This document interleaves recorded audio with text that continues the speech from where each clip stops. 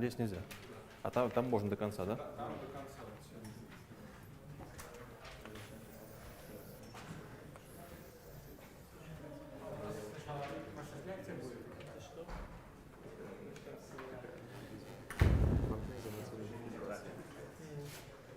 Okay, I think it's time to start. Yeah, thanks. So I'm going to start with a plan for this course. So what we're going to do in this course. So the plan is the following. First, we're going to study quite abstract language of categories and functors.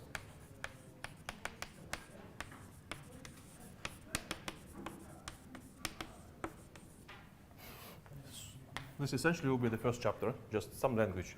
If you know, this is kind of boring, so just words, and some examples. There are no really interesting theorems in the first chapter. So in the second chapter, we're going to discuss the so-called limits and co-limits.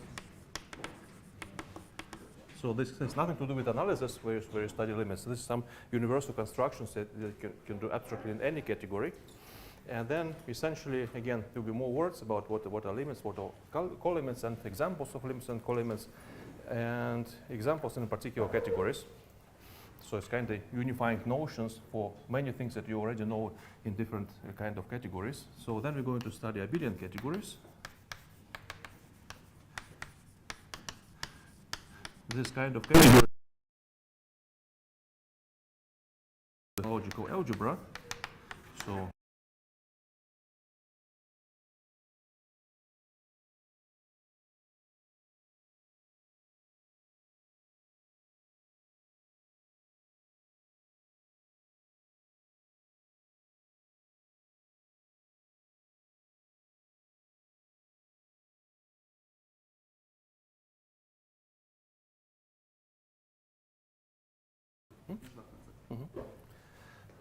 So after the general language of homological algebra, I'm going to talk about spectral sequences.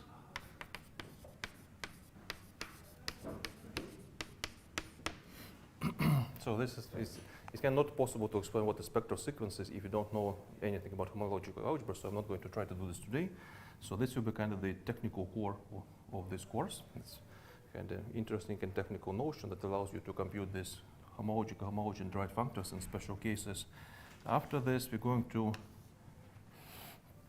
apply this, say, to the, well, things like group homology. Well, we can apply this to the commutative algebra. So let's call this CA commutative algebra, study local Noetherian rings using homological methods. And if we have time, well, I'm not sure that we have time even for this, but if we have time, we're going to study Lie algebra homology. So this is essentially the plan for this term. And the grading scheme.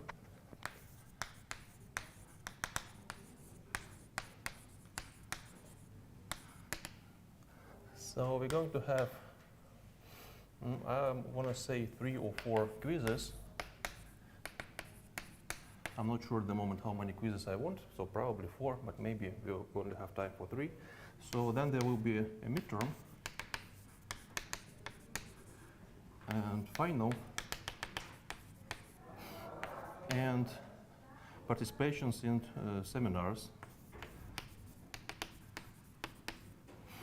So the weights will be, say, 30%, 30%, 40%, and extra 10%. So if you don't want to solve anything on the seminar, you can just ignore the seminars and you still can get 100%. So that's the grading scheme plan. I think that's all I need to say in the beginning. The midterm, the final, all of that, right? Yeah, everything are written exams. So the quizzes are just, yeah, everything is written. So this will be for 1 hour, well, 1 hour and 20 minutes for the seminar. Midterm will be probably for 2 hours. Final exam will be for 3 hours. So I'm going to give you a list of problems for quizzes. This will be 3 or 4 problems. For midterms, probably 6 problems. For finals, probably 8 to 9 problems.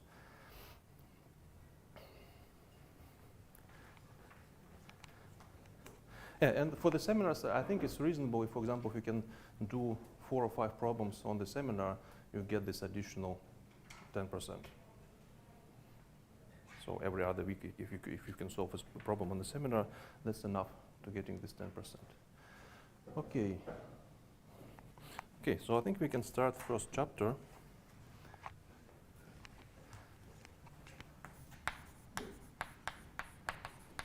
Chapter 1. Categories and functors.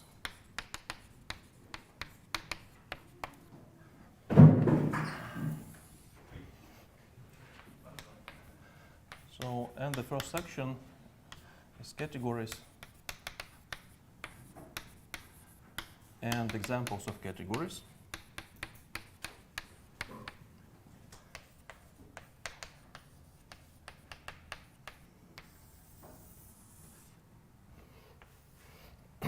Okay, so I'm going to start formally with the definition before we discuss what it actually means. So Can you please talk louder? okay, so definition of a category. So a category, I'm going to use notation C underlined for category C, and if I have other categories like D and E, I'm always going to underline the corresponding letter. So a category consists of the following things. So I have a class of objects,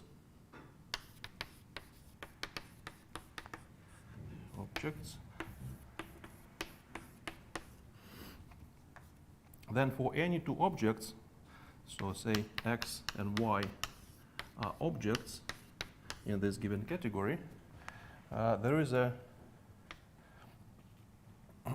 say set. Well, more generally it could be a class, but let's say this is a set.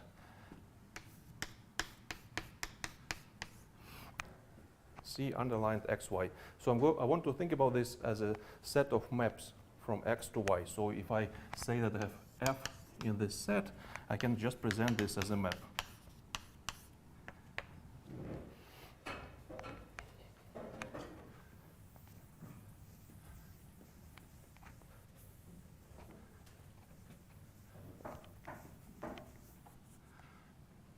And another thing that I want to have is a composition of maps. Yeah, for this, a short remark. So this is kind of short category theoretic notation for this set of all maps, but people also use hom C XY. This is an alternative notation that you can see in many textbooks. So composition, well, you have 2 maps and you want to compose them and get a new map. So you have, say, C X Y, C Y Z, and there is a composition to the C X Z. So we have a map from X to Y. So this is F, and then we have another map G from Y to Z. Well, and the composition produces you a map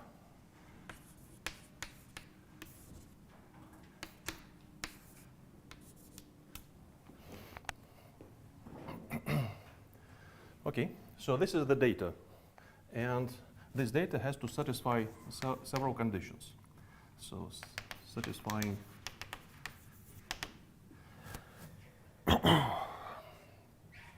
well, what conditions? Associativity. Yes, associativity 1 and nothing else. Yeah. So the first condition, if you have 3 maps, well, say you have X, Y, Z, and W, and the maps are F, G, and H. Well, then the composition of these 3 maps can be done in any order you like. So you're still supposed to get the same map. Of course, I can formally write that F is an element in the CXY, G is an element in the CYYZ, and etc. I'm not going to do this. So, and the second requirement is that for any object,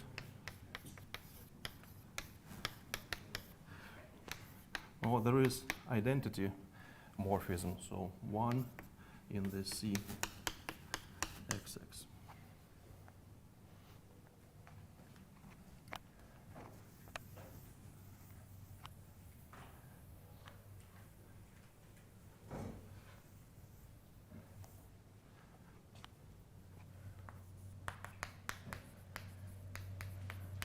So that's a formal definition, but what are examples?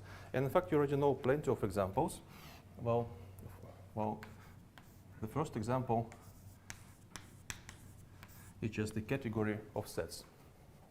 Well, of course, in the category theory, there is a set theoretical problems. For example, I'm talking here about the classes of objects and not about the sets of objects. And I want to require that this is a set, but maybe in some categories I don't want to say this is a set, maybe this is again a class. So there are ways to overcome all these set theoretical problems. I'm not going to talk about this at all. So I'll pretend that there are no theoretical issues. If you want, you can read this in the McLean's book. In the end of the first chapter, there is a section on foundations, and there is an explanation how you can avoid all these difficulties. For example, if I consider a category of all sets, well, there is a Russell paradox. No.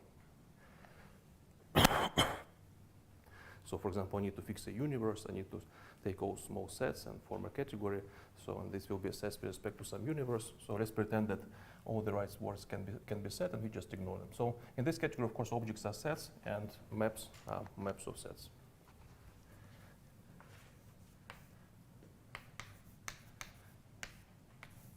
Now in fact, I can consider in this category of sets plenty of subcategories, for example, mon for monoids. So this is a category for monoids. Remember that a monoid, this is just a set with operation, some binary operation, and the identity element. So let's call this E. And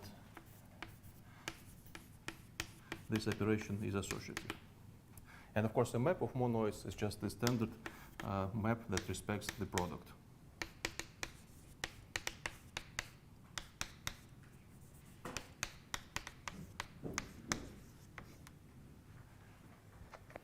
Okay.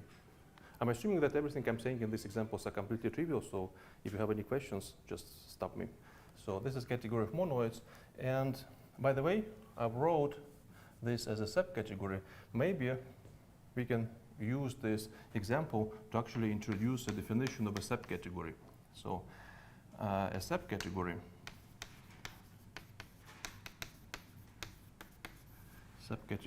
C, say C prime inside C, is the following thing. So you need to have objects of the C prime being subclass of the objects in the C. So then for any two objects, for any x and y, which are objects of the C prime, if you consider the set of morphisms, this is supposed to be a subset in the bigger category.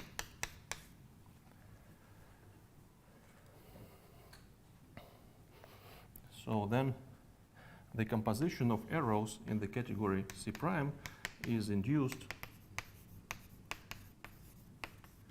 by the composition of arrows in the category C. And finally,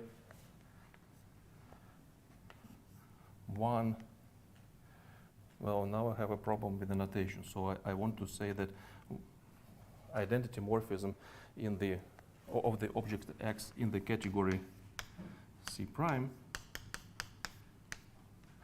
is also the identity map in the category C. So the identities are the same for category and subcategory.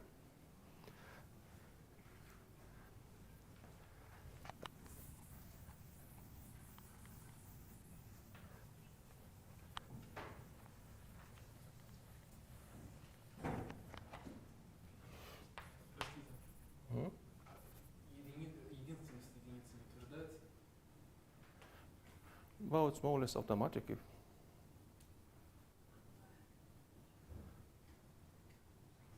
Or maybe we can postpone this to the seminar to discuss this. Okay, a subcategory.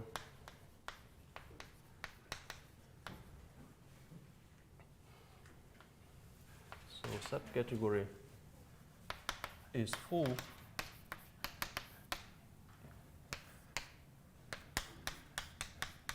if the morphism between two objects in the subcategory are the same as the morphisms in the category. Okay? So is this category of monoids a full subcategory in the sets? Obviously not. Yeah, so this is not the case. Okay, so back to examples. 3. I can consider groups sitting inside the category of monoids. Again, I hope that the definition of these categories is clear. So objects are groups, maps are homomorphisms of groups. So is this a full subcategory? Yeah, so this is full. Well, I can continue doing this. I can take the category of abelian groups sitting inside the category of groups. Again, I hope the definition is clear. So this is abelian groups. Maps are homomorphisms of groups. Is this full? Yeah, so this is full. So this just means that whenever we consider, when I say that this is full, whenever we consider conditions for the home spaces, well, there are no new conditions. Well, here in monoids, you respect the product. For the groups, the same condition. And here for the groups, you just respect the product. And for abelian groups, it's exactly the same condition. So this is why these categories are full categories, full subcategories. Okay. Okay. So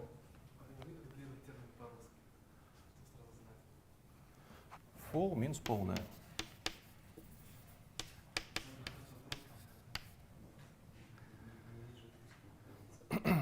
Okay, now we can do the same for the other algebraic structures. For example, I have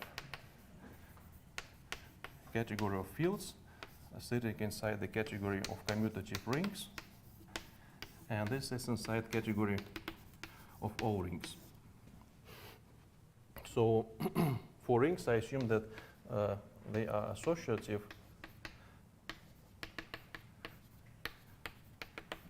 with the identity element. So all my rings are associative with the identity element. So in this case, are these two inclusions of categories full inclusions? Again, so these are full subcategories.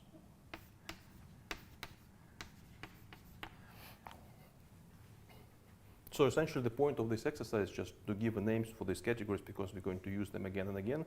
And I hope that in all the cases, what are objects and morphisms is clear. So here we have fields, morphisms of fields, actually just embedding of fields. Here we have commutative rings and all associative rings with the unit.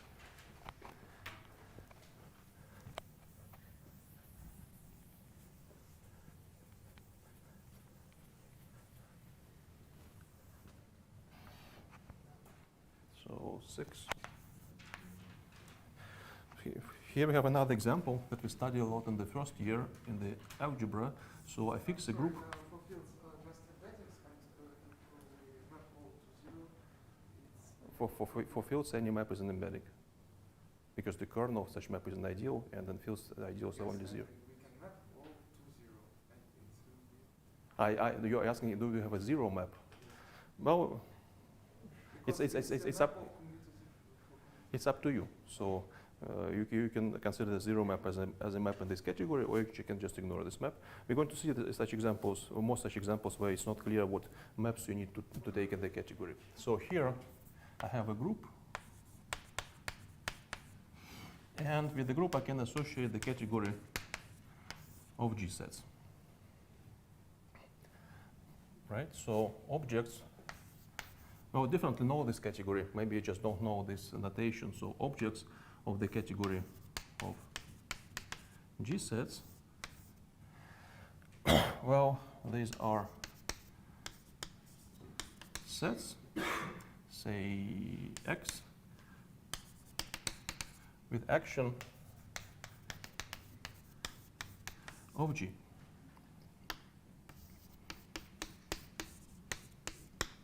So we have such a map with the standard requirements for the kind of associativity, and one in the group acts as identity on the X. Okay, so these are the objects, and what are, well, if I take this category, take two such sets, so what are the maps between the G sets? That commute with the group action. Yeah, so these are called equivariant maps.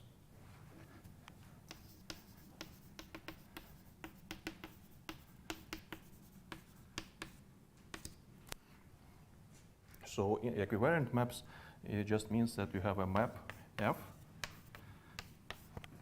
from X to Y, and this satisfies the following property. If you use element G, act with this element G on some element little x, this will be the same as acting with a G on the element which is f of x. So this goes to the f of x. So the maps that commute with the action of the group G. So this is called the equivariant maps.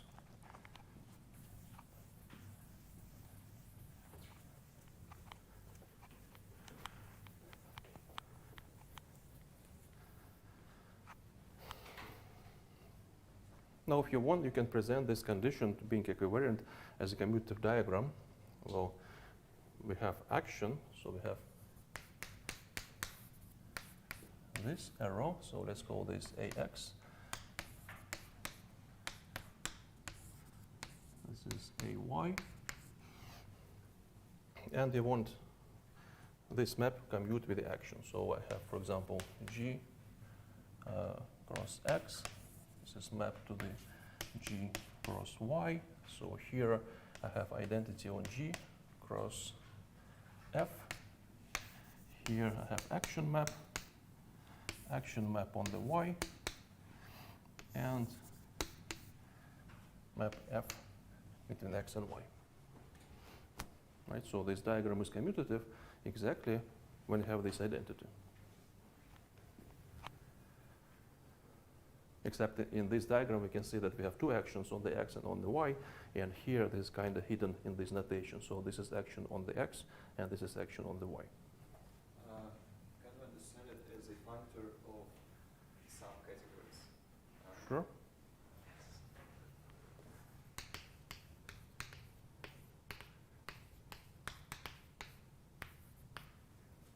But we're going to return to this later. So G sets are exactly the functors from the category G to the sets. Yeah, by the way, this is a good remark. Maybe I formulate it like this. Any monoid is a category. Is it clear that any monoid is a category? What are the set of objects? Yeah, so exactly one element, and this monoid is exactly, so category, say, with one object. Well, let's call this object X. And if you have only one object, all you have is just the maps like this. And you can consider these maps as elements. So say this is A and this is B, and this A and B are elements in the given monoid, so monoid say M. And then the product in the monoid is the composition of arrows. Okay?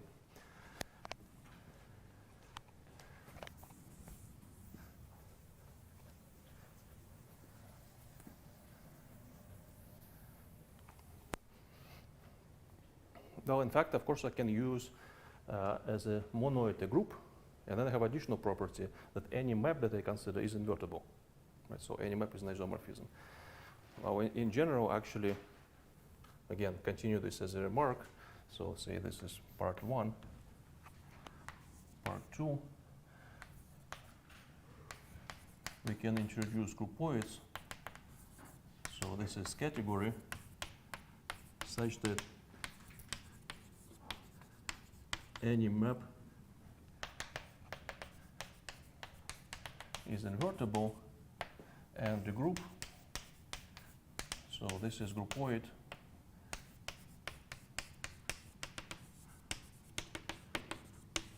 with one object.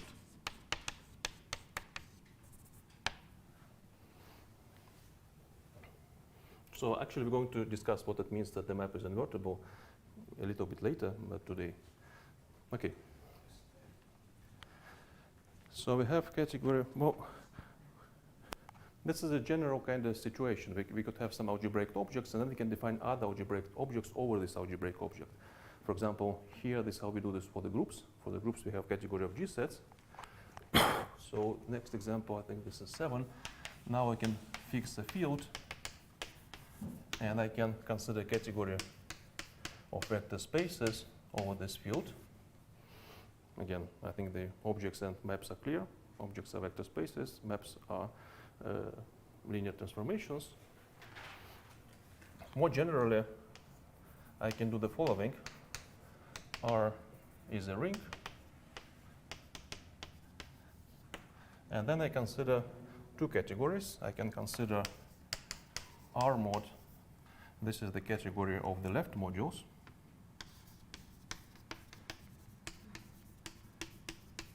Or I can consider mod R, which is the category of the right modules.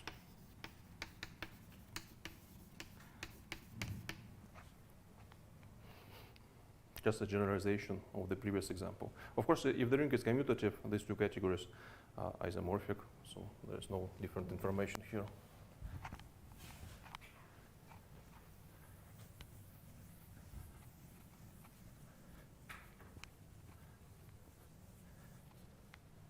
Aren't they isomorphic in some maybe subtle sense if R isn't commutative? Maybe some R prime where the product is. Yeah, the correct statement would be that the category, say, of a left modules is equivalent to the category of the right modules over the opposite ring. But we're going to return to this later when we discuss the equivalence of categories.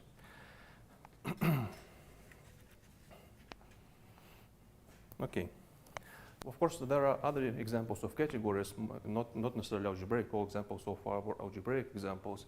You can, for example, consider the category of topological spaces.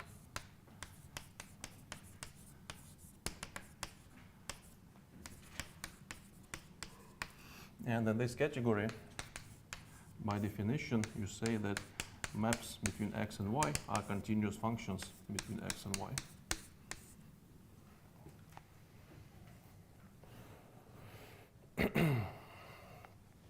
Well, inside this category topological spaces, you have category of the metric spaces.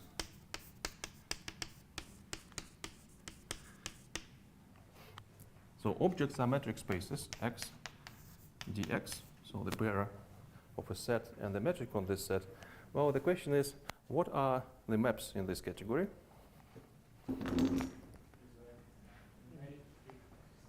Maybe uniformly continuous. Continuous once again. This is one answer. Any other answers? Isometry. Isometries, yes. Other versions?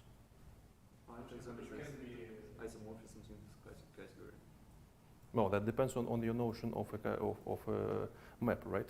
If you want continuous maps, then isomorphisms are exactly, well, invertible continuous maps. Well, Yeah, So- I'm not saying that they are all the isomorphisms in this category. Oh, okay. Never mind. you- Categories depending on what we choose. Yeah. So the point is that in this category, it's not clear what class of what set of morphisms you want to take. Well, you have several versions. So let me say that if you have two metric spaces with the metrics dx and dy, so this could be, well, probably most general situation is just the space of all continuous maps, right? This is one possibility. This could be maps that preserves the metric, so iso metric maps. Oh, this could be Lipschitz maps, and I need to look up how to write this.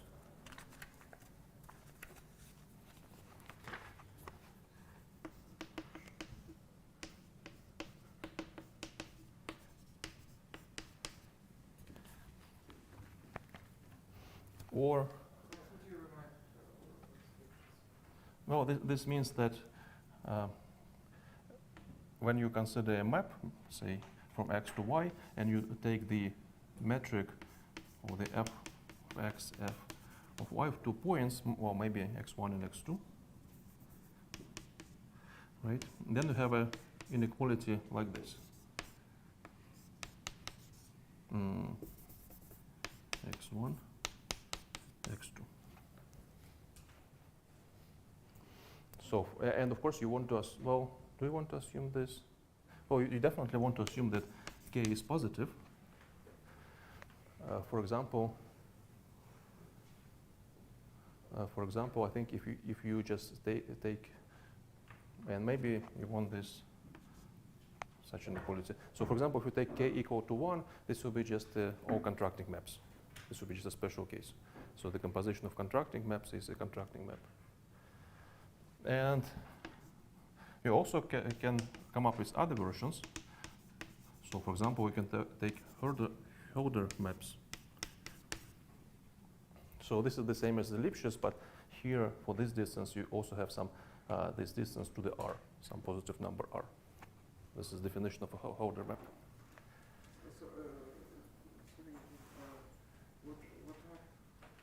what's the proportion? Well, the condition for the Herder map is almost the same. But here with inequality you have two constants. There is one additional constant r. And of course, as before, you assume that these are positive constants. And you can come up with other versions. For example, you can take uniformly continuous maps. It's also possible. So in some cases, when you consider a category, it's not clear what kind of maps you want to consider. So you have different versions.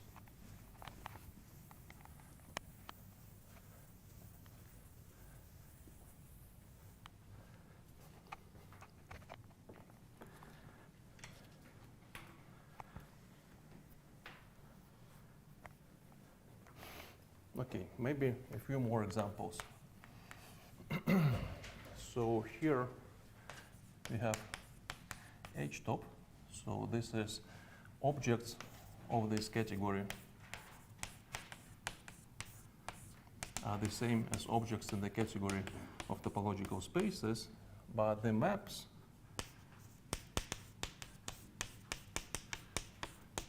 are homotopy classes of maps,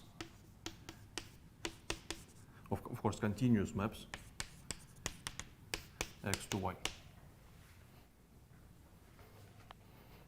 So what's interesting about this category, this is an example of the non-concrete category. So again, a little definition. A category is concrete if first objects are sets with additional structure, for example, topology, some binary operations, and maps are maps of sets of respecting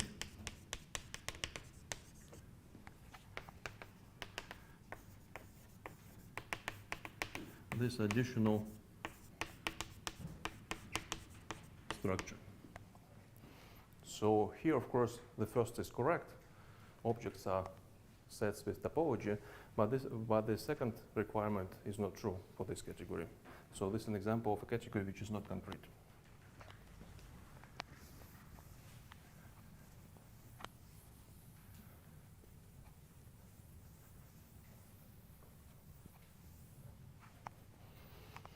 Is there any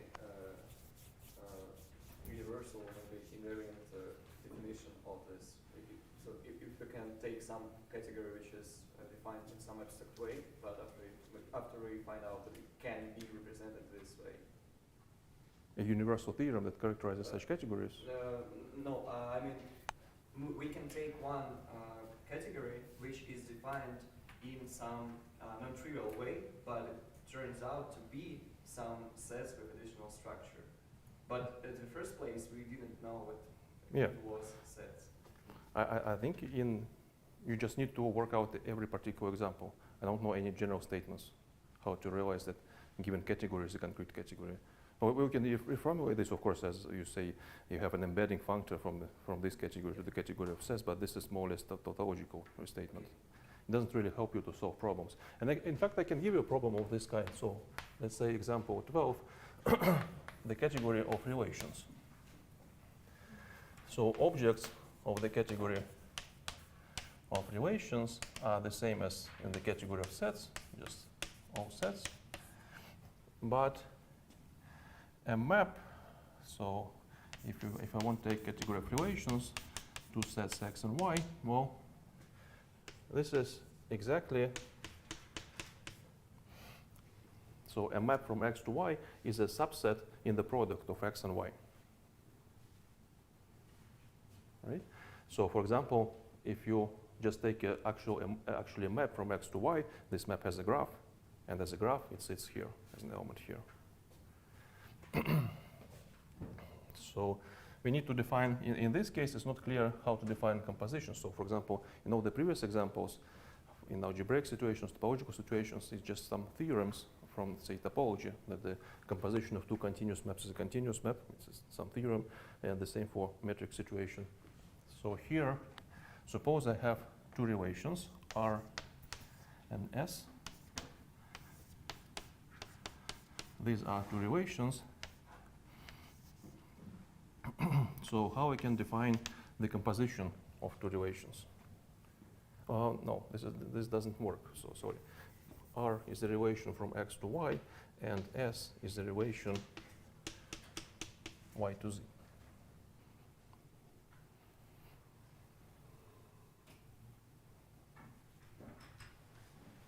We can just join them, I mean, if there is, I mean, by pairs which are in the subsets. Yeah, so you're saying that if you have a common y, Yes. yeah, so we can say that this is a set, say, of x and This is the right form R, S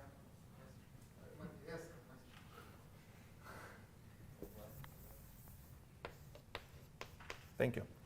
So this will be pairs of x and z in the set x cross z, such that there is y, so little y in the y, with the property that x are y and y s z. Okay? So this is just a standard notation that means that x and y are actually in the subset R. So I hope you've seen this notation when we discussed binary relations on the sets. So the question is this actually a concrete category?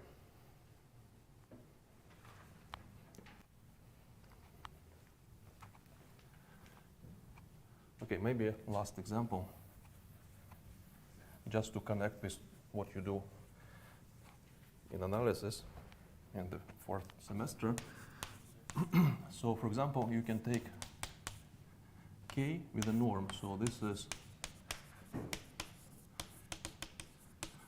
normed field. Okay? Just any field, and you fix any norm on this field. Then you have category of the normed vector spaces over a normed field. For example, if you take K to be real or complex numbers, this is an example you discuss in analysis. But of course, this makes sense for any field. And of course, you need a norm on the field, because for the norm spaces, remember that this is a space with a norm. And for this norm, you have 3 axioms, and one of the axioms is the following. If you multiply this by a scalar, you need to write this condition, right? But if you want to write this, you need to have a norm on the field. And then, of course, there is the question, what are the maps between normed vector spaces? Well, for example, you can have bounded maps, you can have all continuous maps, etc., or just all linear maps that are not necessarily related with the topology.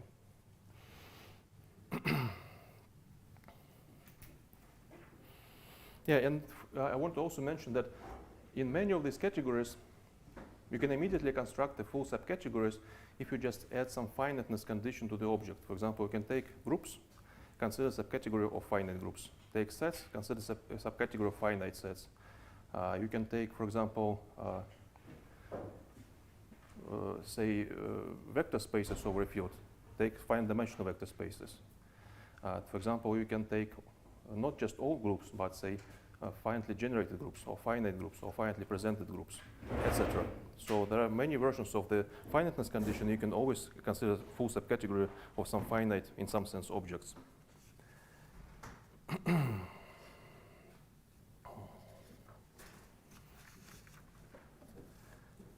Okay. So next section.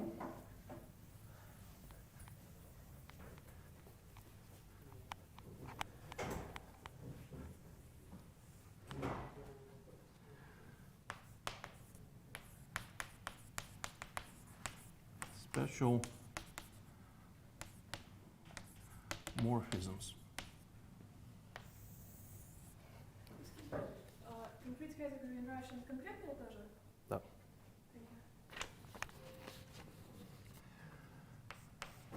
So here I'm going to give you a bunch of definitions without any examples, and we're going to work out all the, well, not all, but some of the examples on the seminar. So a set of definitions. Well, I've already mentioned the notion of invertible map. So F, so this is some map in some category, is isomorphism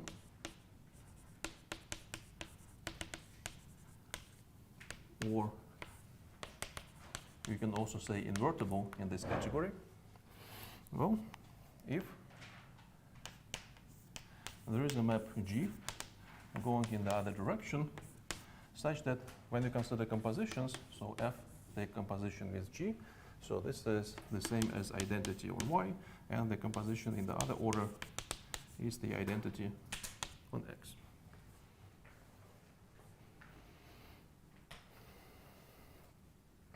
X and Y are objects of some kind. Yeah, so I'm supposing that I choose some category and I have two objects in this category.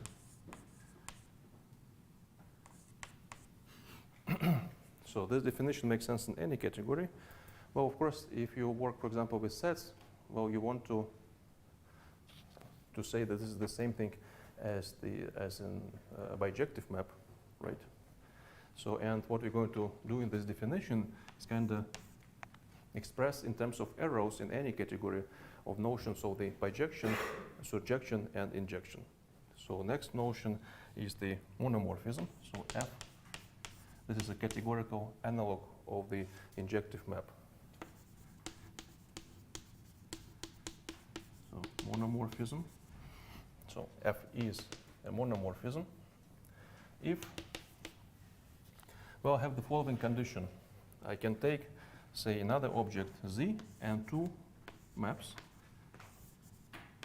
By the way, sometimes I'm saying maps, sometimes I'm saying morphisms, arrows, these are all the same things, just names of these things. So Z to the X to the Y, so this is F. So if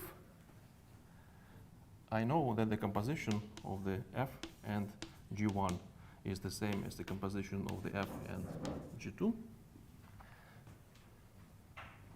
and this implies that G1 is equal to the G2. That's the definition of a monomorphism in any category. For any Z and any G1 and G2?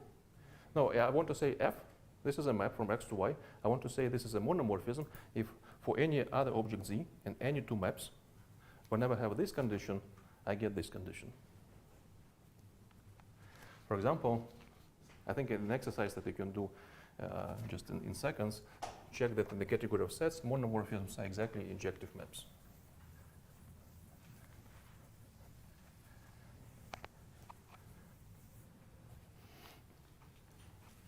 Okay, we have a dual definition. So f x to y is an epimorphism if I have the following. So now I have a dual picture. X is mapped to the y, and from y I have two maps, g1 and g2 to the z. Now if I know that these compositions are the same, this implies that the maps are the same.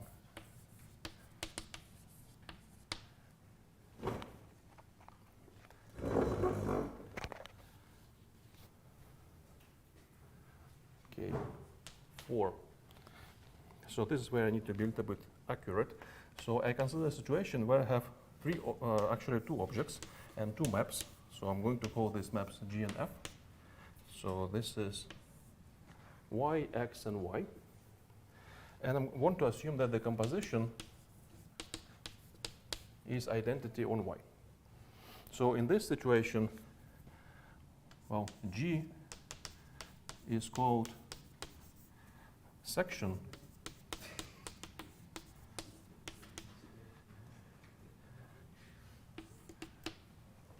of F. F is called retraction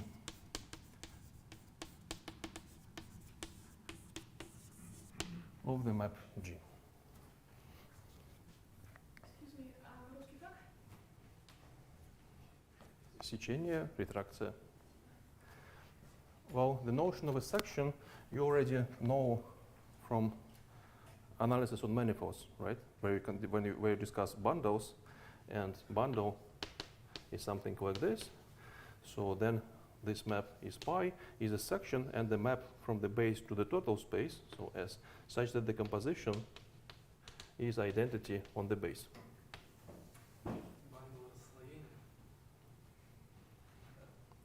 So that's a typical situation when you discuss sections. For example, you can take a manifold, you can take a tangent bundle, and section is a vector field. For cotangent bundle, section is a differential one form.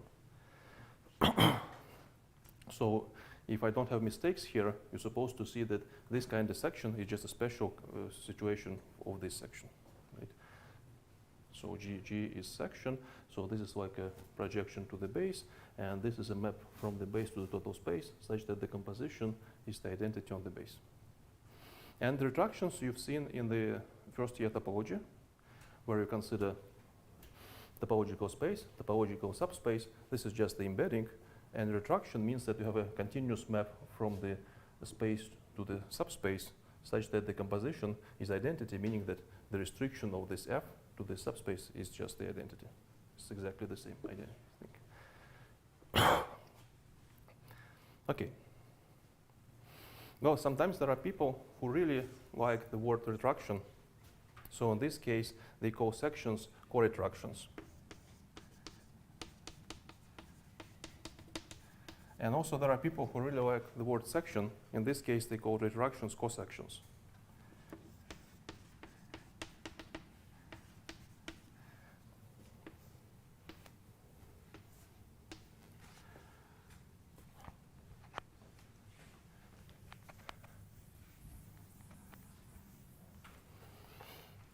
Okay, I want to formulate several lemmas which are completely trivial.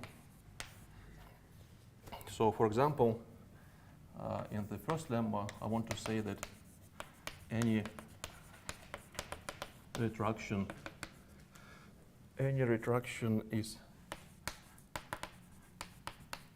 epimorphism. You can just easily derive one definition from the other. And second part, any section is monomorphism.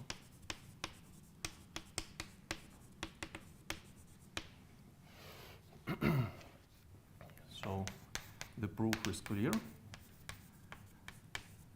Well, and when I'm saying clear, it means that I'm leaving this as a homework. But in this case, it's not really a really hard problem. So for this reason, there's another terminology for the retractions. So retractions, since any retraction is an epimorphism with some additional property, this is called also split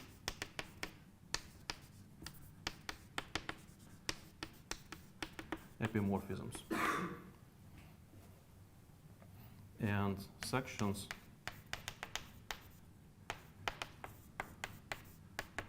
are split monomorphisms.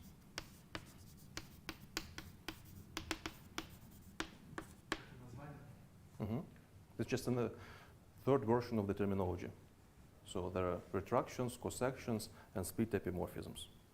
Well, that is because for what's a retraction? This is an epimorphism, and you have a map in the other direction. Kind of this splits the map. So this is the why we call them split epimorphisms and split monomorphisms. Okay, second lemma, which I think also completely trivial. So composition.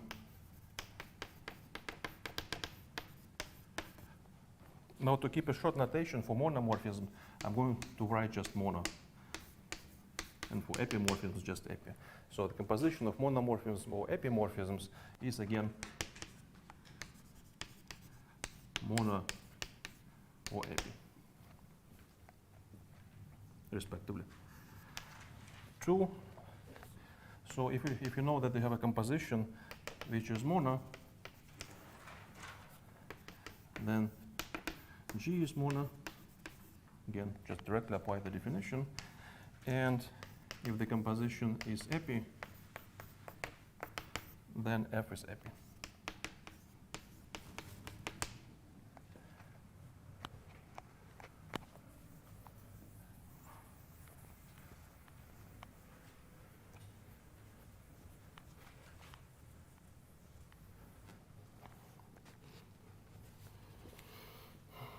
Okay. So one more lemma.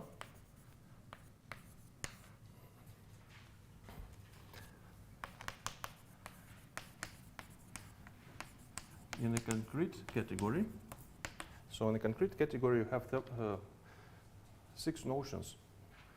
Well, we have retractions, sections, injections, surjections, and just epimorphisms and monomorphisms. So we want to ask what are general relations that are true in any category. So first, F is surjective or injective implies always that F is epi or mono. And 2, F is retraction or section implies that this is surjective or injective.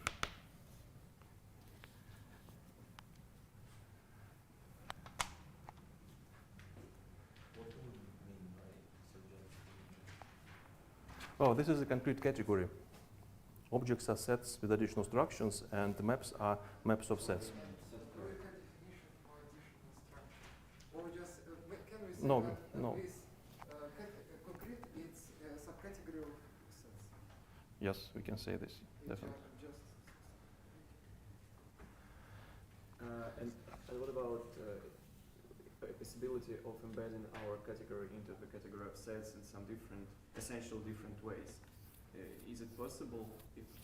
And if it is, does it work well with this situation? So, Well, in this situation, you assume that the embedding is given. So this is for given embedding. If you have 2 different embeddings, it's probably not true. Well, probably notion of surjective and injective depends on this embedding. But I don't know. If this is true, it seems to be the true, but surjectiveness and injectiveness doesn't depend on. Oh, but it may depend. No, it may depend. Well, actually, a little comment on this epimorphisms and monomorphisms. So if you want to compare this with the kind of surjective and injective maps, well, in some situations, they are trivially the same. Surjective maps are exactly epimorphisms, and injective maps are exactly monomorphisms for trivial reasons. Sometimes this is true for well, not so trivial reasons. You actually need to prove this. We're going to see such examples on the seminar. And sometimes this is just completely false. So any, for example, any surjection is epimorphism, but not any epimorphism is surjective. Okay.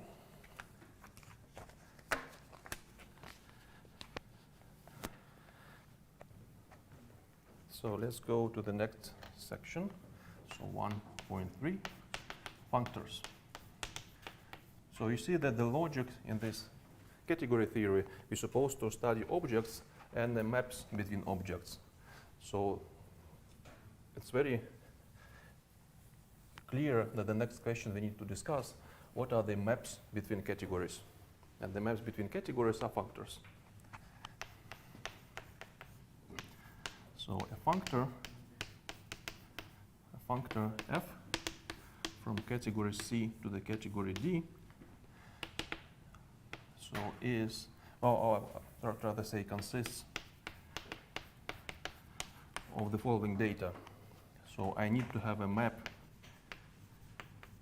from the objects of C to the objects of D,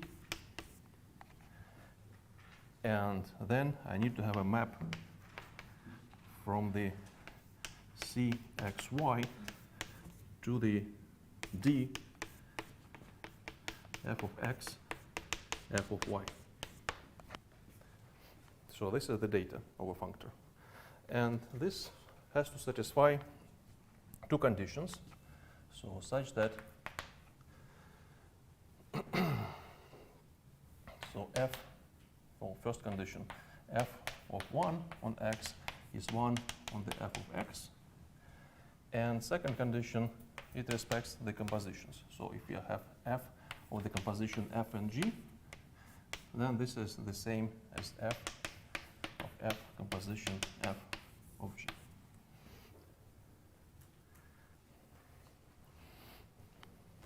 Okay, so I want to correct this definition a little bit. So I want to say that this is a covariant functor.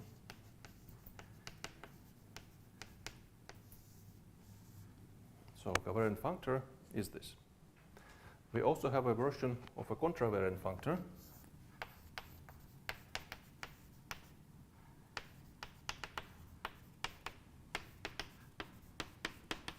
So contravariant functor f C to the D. Well, we have the same information, but now I need to say that the C of x and y is mapped in the D, but in the other direction. So I'm inverting all the arrows, and of course to formulate the second condition, and now I need to say that f of the composition is again composition, but in the different order.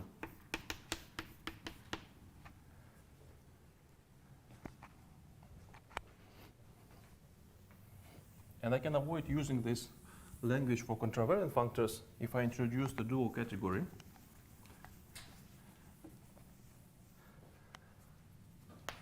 So definition, C op is the dual category of C. Well, if the objects are exactly the same, if I want to understand the morphisms in the opposite category, this is as a set the same as the morphisms in the given category, but in other order. And of course the composition, so if I want composition in the opposite structure, this is the same as the composition in different order in the original structure. For example, if our category is a group, then you already know a notion of a opposite group, right? From the first year algebra. So that would be a special case of this definition. For example, contravariant functor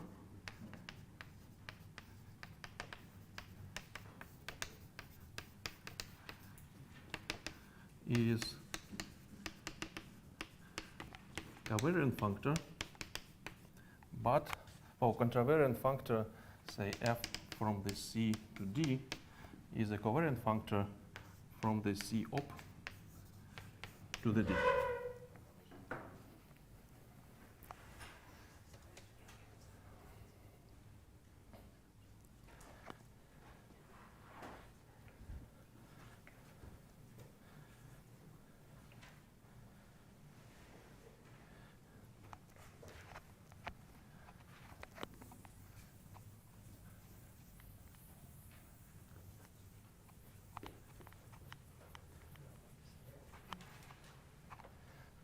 And you can also use this duality, for example, to say that, say, monomorphism is an epimorphism in the dual category.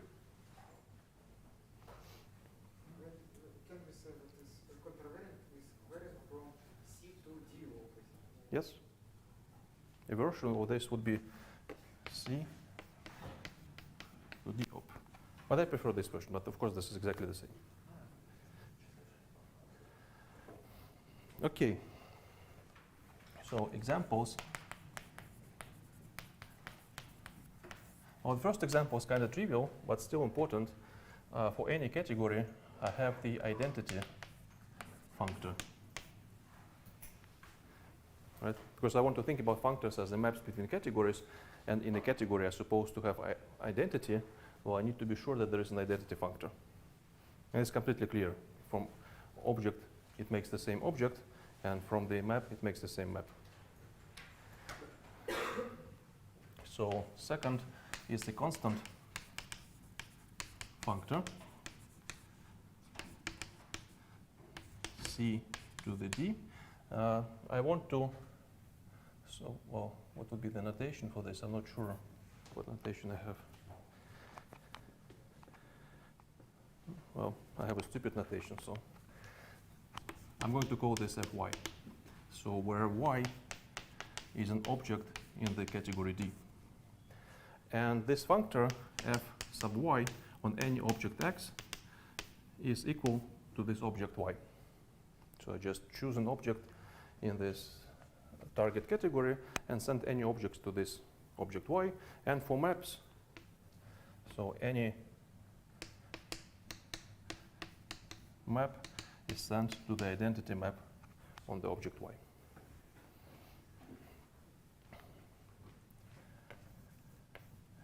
Three.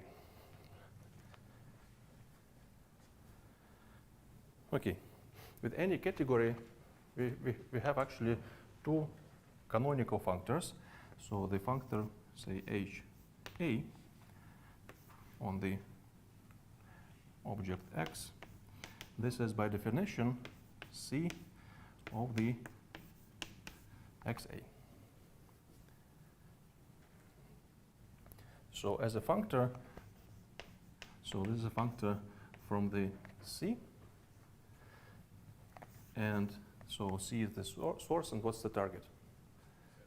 Yeah, so the target is sets. So is this formula correct?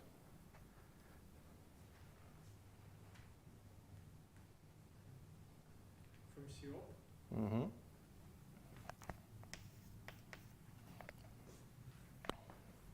Because this is contravariant, so this maps in the category, or sometimes it's called the home functor, this is contravariant in the first argument.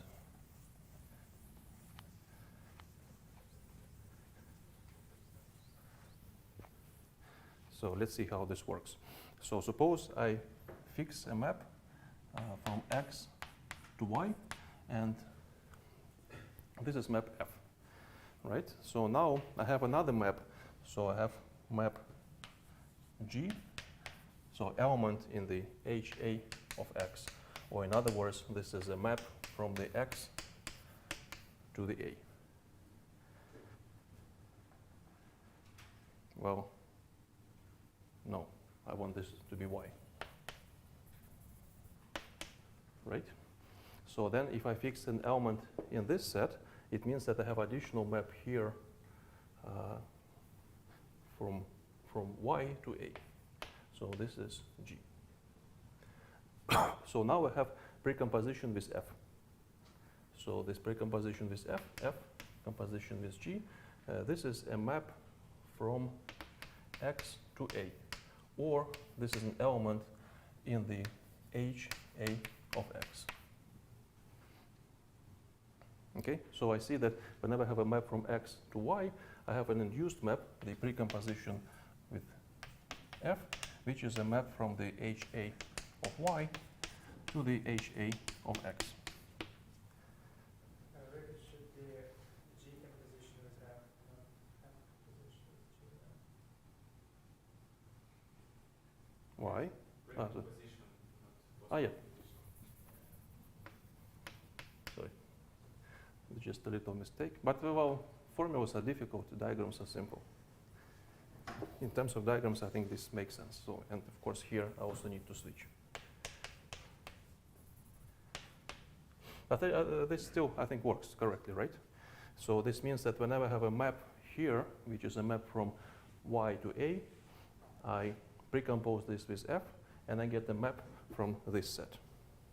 So this is exactly a contravariant functor because it maps in the other direction. So in exactly the same way, but instead of the precomposition, you use postcomposition, you can introduce a second functor, H sub A of X, and this will be C A X. And this is actually a covariant functor. So H sub A is a functor from C to sets.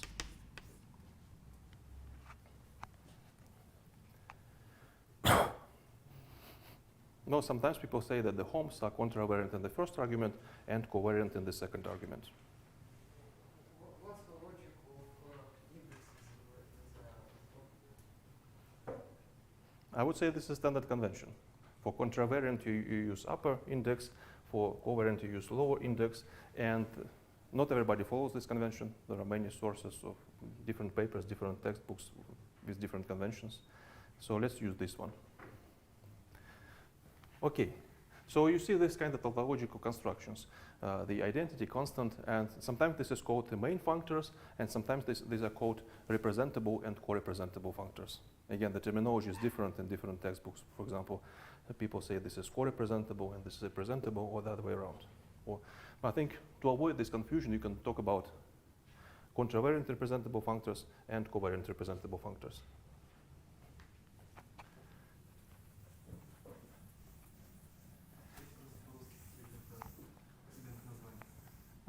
Представимые функторы, ковариантные и контравариантные.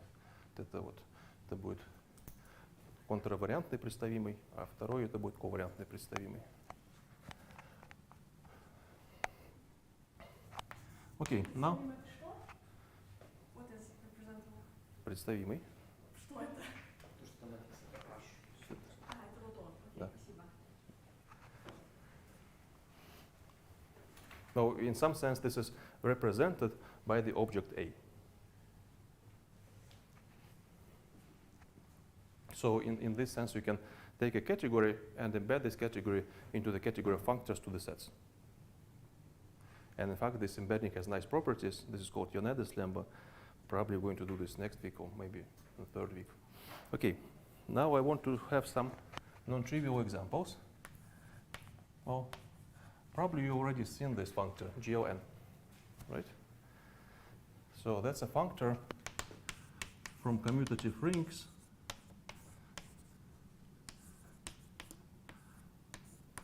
to the groups.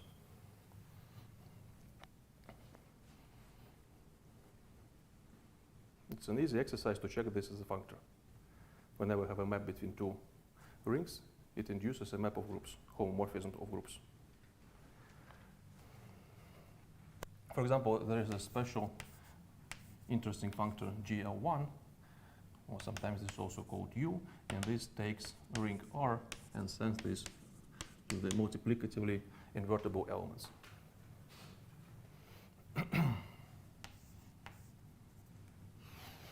Okay, so next functor is the functor of abelianization of a group.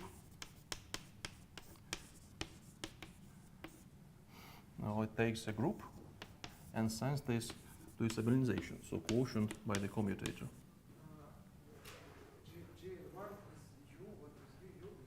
It's just another notation.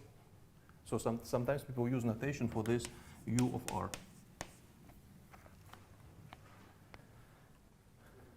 You might see this notation when, well, when we discuss groups UN, which is U of Z modulo NZ.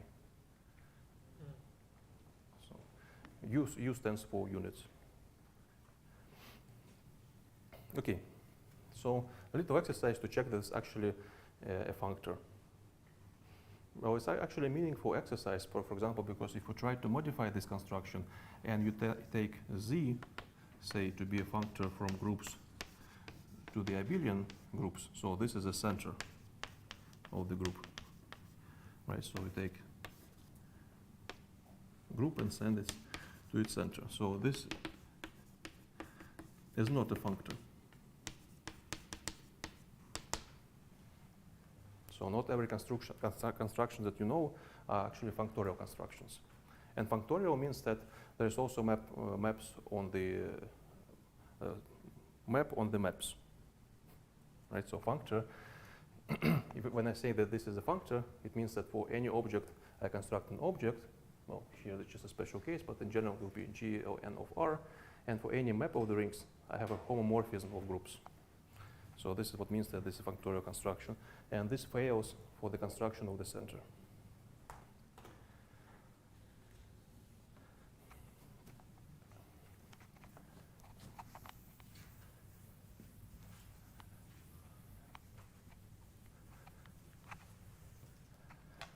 Okay, 7. Well, another example from the topology. So I have a functor from the topological spaces, so functor C, from the topological spaces to the rings. And this sends topological space X to the continuous functions on X, say with real values. It's a section functor, isn't it? No, section functor is little bit. Sheaf of, we can consider sheaf Well, this is not a sheaf. continuous functions which map to R. Yeah, continuous functions would form a sheaf on the X, So but this is just the global sections of the sheaf. Yeah. But I'm just, here this is a quite naive example. I just take a topological space and send this to the ring of all continuous functions on this space. Again, is this notation correct? we have to take opposite. Yep. This is a contravariant functor. Right? This is because whenever I have a map between two topological spaces, if you have a continuous function f, you take this composition, right? So it means, okay, let me call this maybe phi, and then phi induces a map from the C of x prime to the C of x, right, in the other direction. So any continuous function on the x prime with this composition give me a continuous function on the x. So that's a contravariant functor.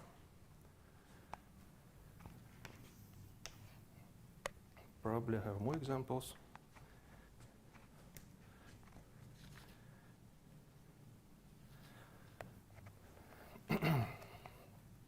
So I have a D from the category of vector spaces to the category of vector spaces over the same field K, and it sends vector space to the D of this vector space, which is by definition all the linear maps from the V to the field K.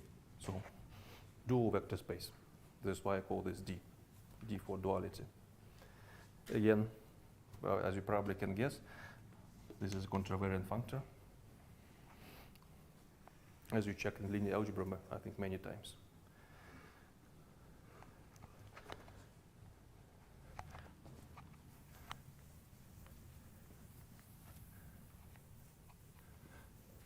Well, we can also take affine space and consider affine space as a functor. So this will be a functor from the category of fields, say, to the category of topological spaces. Right? You compute the affine space of a given field and put the risky topology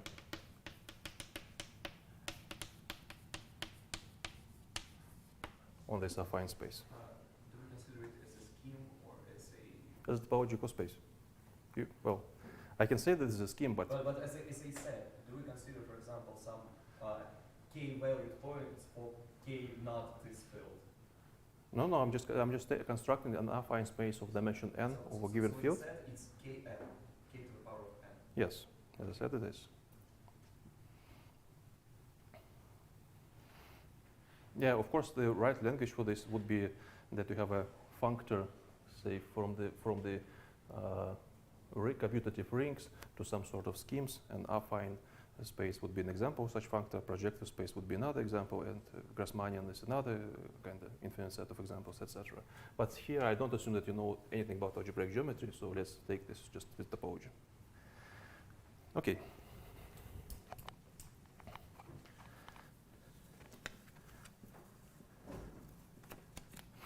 And I want to finish with some terminology again. More words about functors. So a functor f from C to D is called, and now we have several parts. So faithful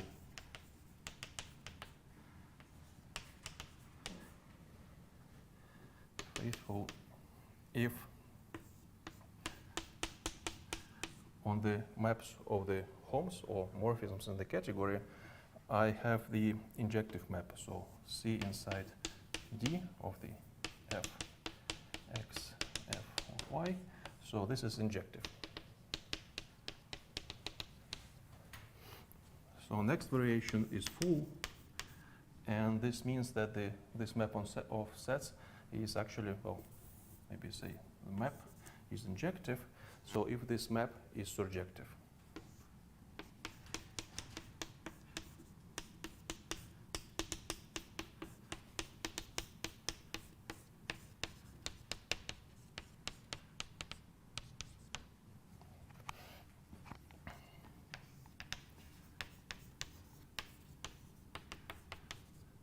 So finally, fully faithful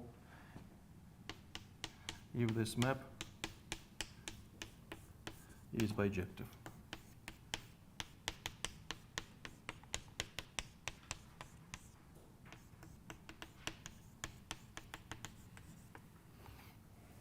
Можно все эти термины по-русски? Тут есть затруднение.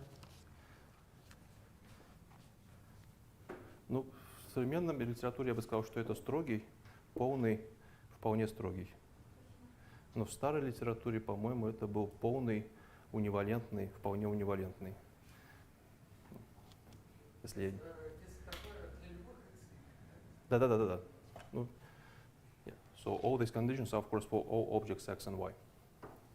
Well, you already know examples of fully faithful functors. You can take any full subcategory and use the functor of embedding of this subcategory into category. This is a fully faithful functor.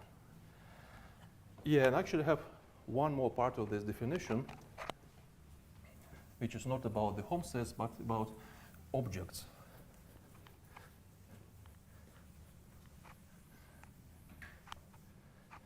So the functor is called essentially surjective if for any object y in the target category, we can find an object x in the source category such that y is isomorphic to the f of x.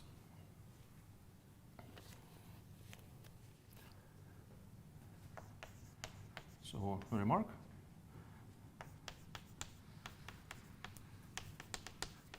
Properties are closed under compositions. Of course, we can compose functors. Well, I think it's not a surprising fact. If you have two functors, you can take composition of functors, and for example, if you take two essentially surjective functors, compose them, you get an essentially surjective functor, and this is true for all of these four properties.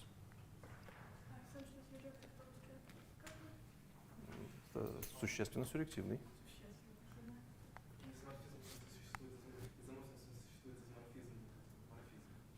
So there is a map such that there is an inverse map.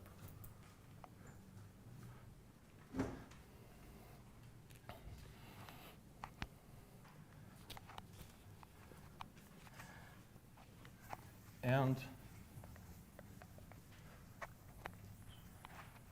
one final definition and couple of examples.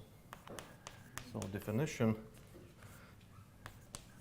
So suppose I have a family of categories.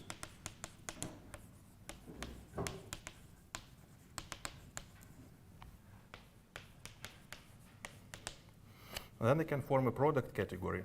So notation is this, product of CIs. Well, I'm supposed to underline all this. So the objects of the product category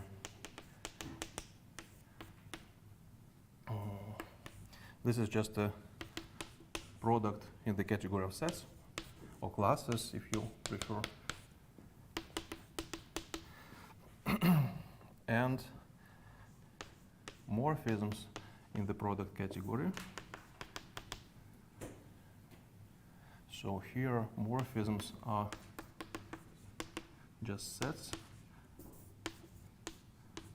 of objects, and this is by definition the product of the home sets in all these individual categories. So we can give this abstract definition for any family of categories, but mostly we're interested when this family is just two categories. We take a product of two categories. And in this case, we can talk about bifunctors. So bifunctor, this is just a functor from one category across the other category to some category D.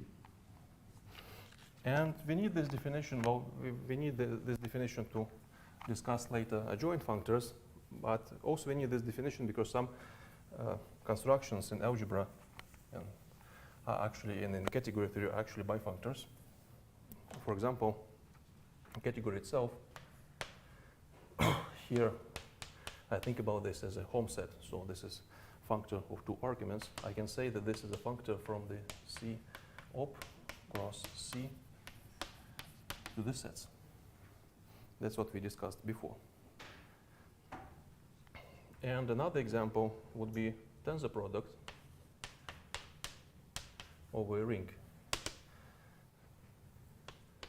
So can you tell me, if you consider tensor product over a ring, what I'm supposed to write as a source category and target category? Mod R times R mod. Yeah.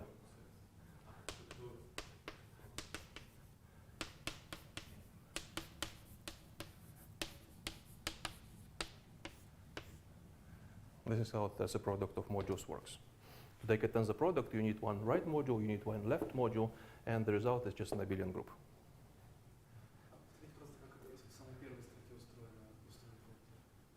Well, this is just a functor that computes all the maps between objects x and y. Right. It has two arguments, x and y, so it's supposed to be a bifunctor. No. Two objects, x and y, it maps to all the morphisms between starting from x and ending in y. And because we know this is contravariant in the first argument, I'm supposed to put opposite here, and this is covariant in the second argument.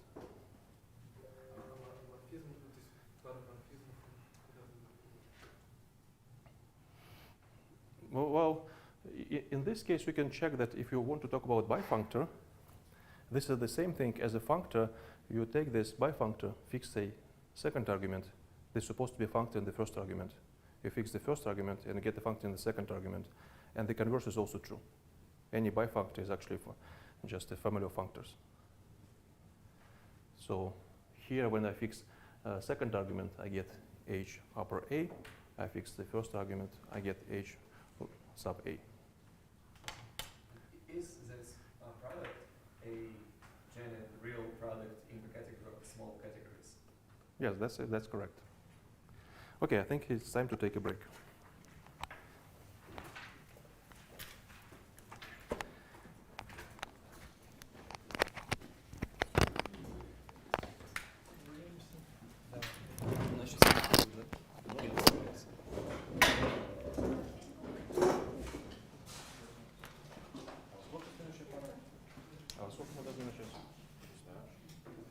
По-моему, 6:10. 6-9. 6 секунд. А может мы пораньше начнем? Ну, судя по расписанию 6:10, то мы должны пораньше. Да тогда, там, по-моему, перерыв был 30 минут. Может, мы его сократим хотя бы минут 10-15. А вообще вот пораньше пару поставить есть возможность? Меня попросили перенести на попозже. Очень прошу попозже. Да, это действительно очень хорошо. У нас пару попозже. Ну, здесь, видите, здесь люди с разных курсов, у них всех разное расписание, поэтому невозможно удовлетворить всем требованиям. А сейчас перерыв 20 минут ведь? Ну, давайте до 6 отдохнем. В целом, слышишь?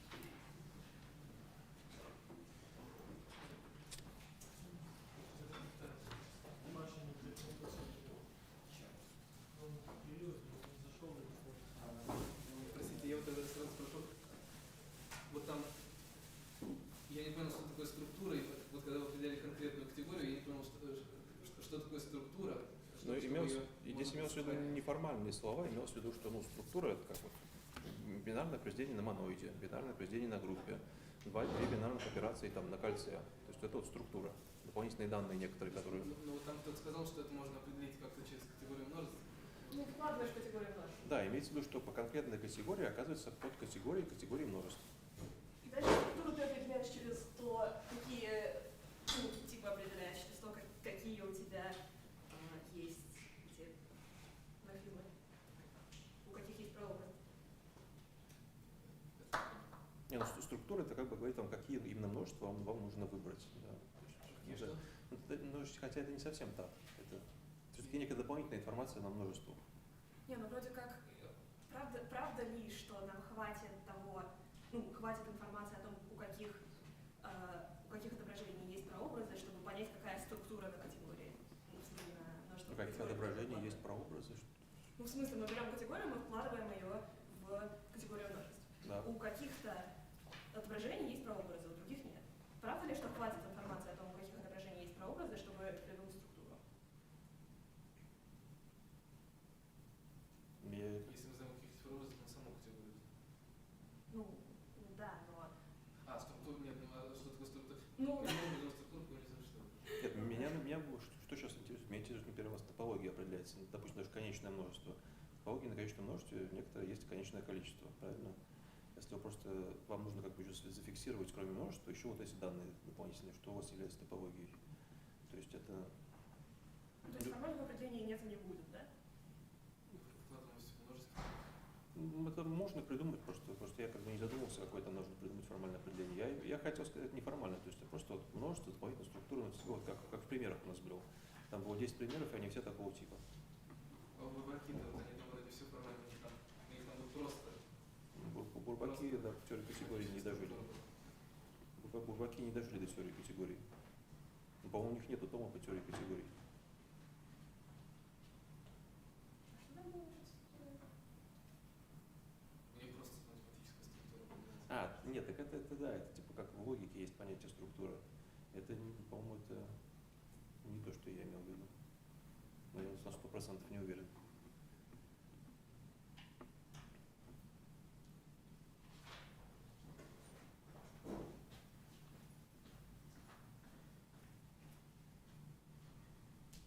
А вот еще вопрос.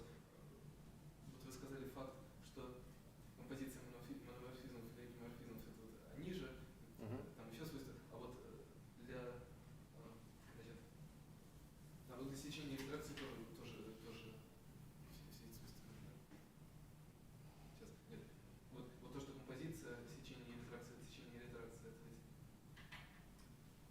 ну да, это очевидно. А вот то, что если композиция, допустим, сечение, то второе отображение сечения. Сейчас было утверждение, что для композиции двух сечений это сечение, разве это очевидно? Там же по очереди обратное применение получаем единицу. То есть это же существование обратного. В смысле вы берете это уравнение, там fg равно единице, да, вы умножаете на f1, g1 равно единице, да, и вы умножаете его как бы слева на f2 и справа на g2, да, и получается... Нет, значит, если я знаю, что f1 g1 равно 1 и f2 g2 равно 1, то я беру f2 f1, сначала умножаю справа на g1, я сказал, только в другом порядке. Я хочу понять, вот верно ли, что если FG, допустим, сечение, то G сечение. Вот это, я думаю, неверно. Я думаю, что это неверно.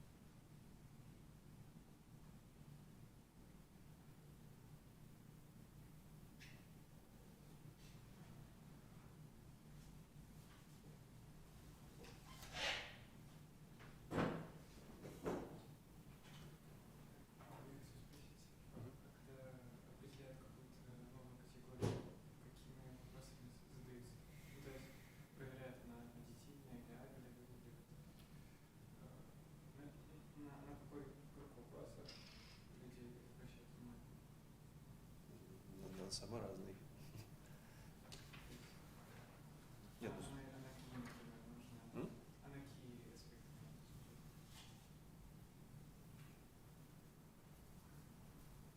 нет, ну зависит от того, чем вы занимаетесь и какую категорию вы рассматриваете. Ну, то есть, например, вот вы занимаетесь алгебраической геометрией, да?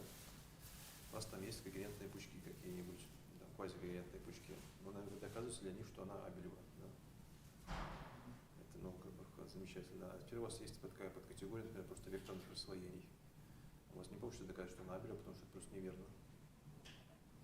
А нам там то, что называется точная категория. Они есть точная структура. Там, не знаю, там, в теории представлений, например, если есть конечномерная алгебра, да, над каким-нибудь полем, вы изучаете ее представление. Вот в теории представлений первый вопрос, который обычно люди делают, это рассматривают представление категории представлений. И надо спросить, представление представлений, это оказывается там абелевой категорией или не оказывается. А если, например, рассмотреть там категорию векторных рассвоений и представление категории векторных рассвоений, это абелевая категория или не абелевая, или зависит от того, какая у вас схема. То есть вопрос можно придумать сколько угодно, всяких разных. Получается, все равно проверять там абелевая, аддитивная, либо... Ну, обычно аддитивная, ну, как, если вы хотите делать гомологическую алгебру, да, то аддитивность это самый минимум. Если у вас нет аддитивности, то непонятно, как, что вообще делать. А дальше, если она абелева, то это типа такая классическая, хорошая гомологическая алгебра, все понятно. Ну, все стратегии обычно ясны. Но часто оказывается, что она не абелева. Гомологическую алгебру все надо делать. Да, там есть всякие разные, не знаю. дополнительные структуры, точная структура, триангулированная структура, еще что-нибудь.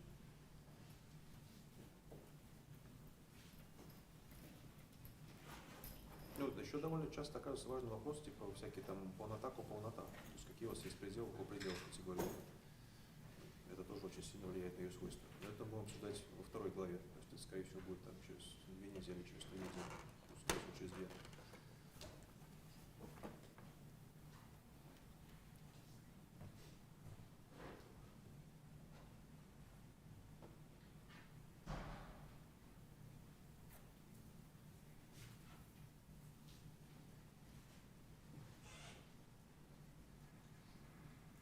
Сколько у нас начинается? Ну вот я хотел бы начинать уже.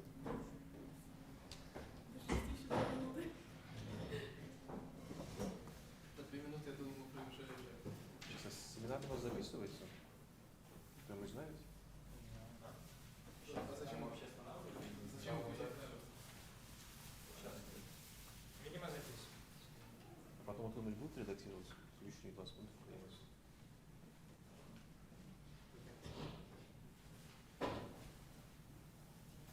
Там же все.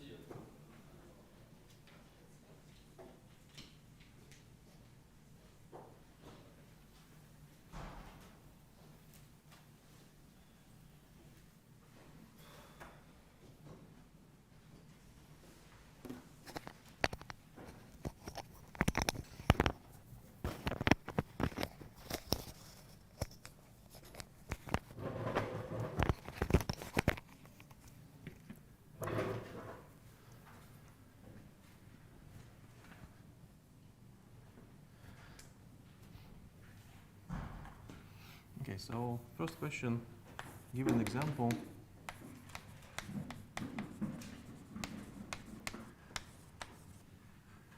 of a category and the map in this category such that F is mono and epi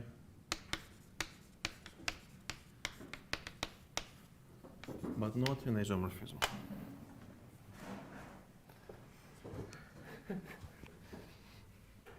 Okay, maybe we need to give everybody at least several minutes to think about. Maybe we can come up with many different examples. So there are plenty of such examples.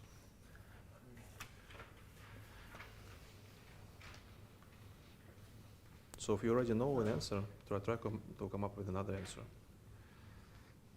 А нельзя просто взять категорию и взять, ну, как взять нормальную какую-нибудь категорию, в ней взять изоморфизм и просто выкинуть его обратно. Ну и там все. Почему? Да, надо еще выкидывать все, что какие-то композиции дает. Well, you still have a question that this is mono and epi. Right, so it's supposed to be mono and epi, but not an isomorphism. If you just throw away the one arrow, why you still think that this is mono and epi? Потому что это было бы выкидано. Это свойство после выкидывания. Там оно вроде не требует, собственно, нигде обратного. То есть ничего нового не появилось. Yeah, that's true. But still, I want a very explicit example. So I want a category, I want objects and the map. Category. Yeah, with 2 objects. One arrow. Mm-hmm.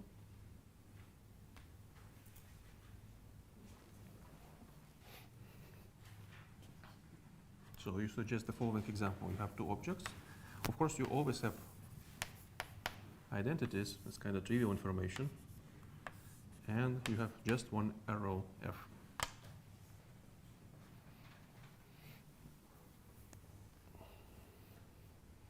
Does this work?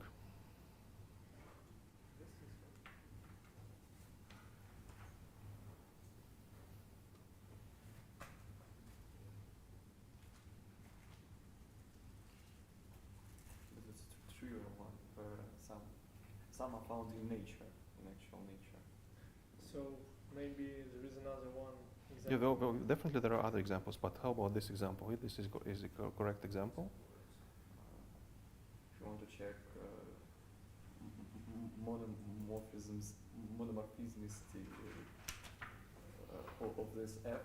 We have to check if there can be some functions glued when we compose with F, but here we have nothing to be glued because we have only one on each side, so it's both mono and epimorphism. Yeah, so this condition, this is mono and epi, this is a trivial condition because there are no arrows coming from this object or going from this object except the identity. And if these two arrows are identity and these two identities, well, this is a trivial thing. Yeah, so that's an example, sure. You can construct examples like this, just give an explicit set of objects and maps. But how about other examples? Maybe we can just look at any partially ordered set, form category from it, and And that would be an example. yes. That's a partially ordered set with two objects.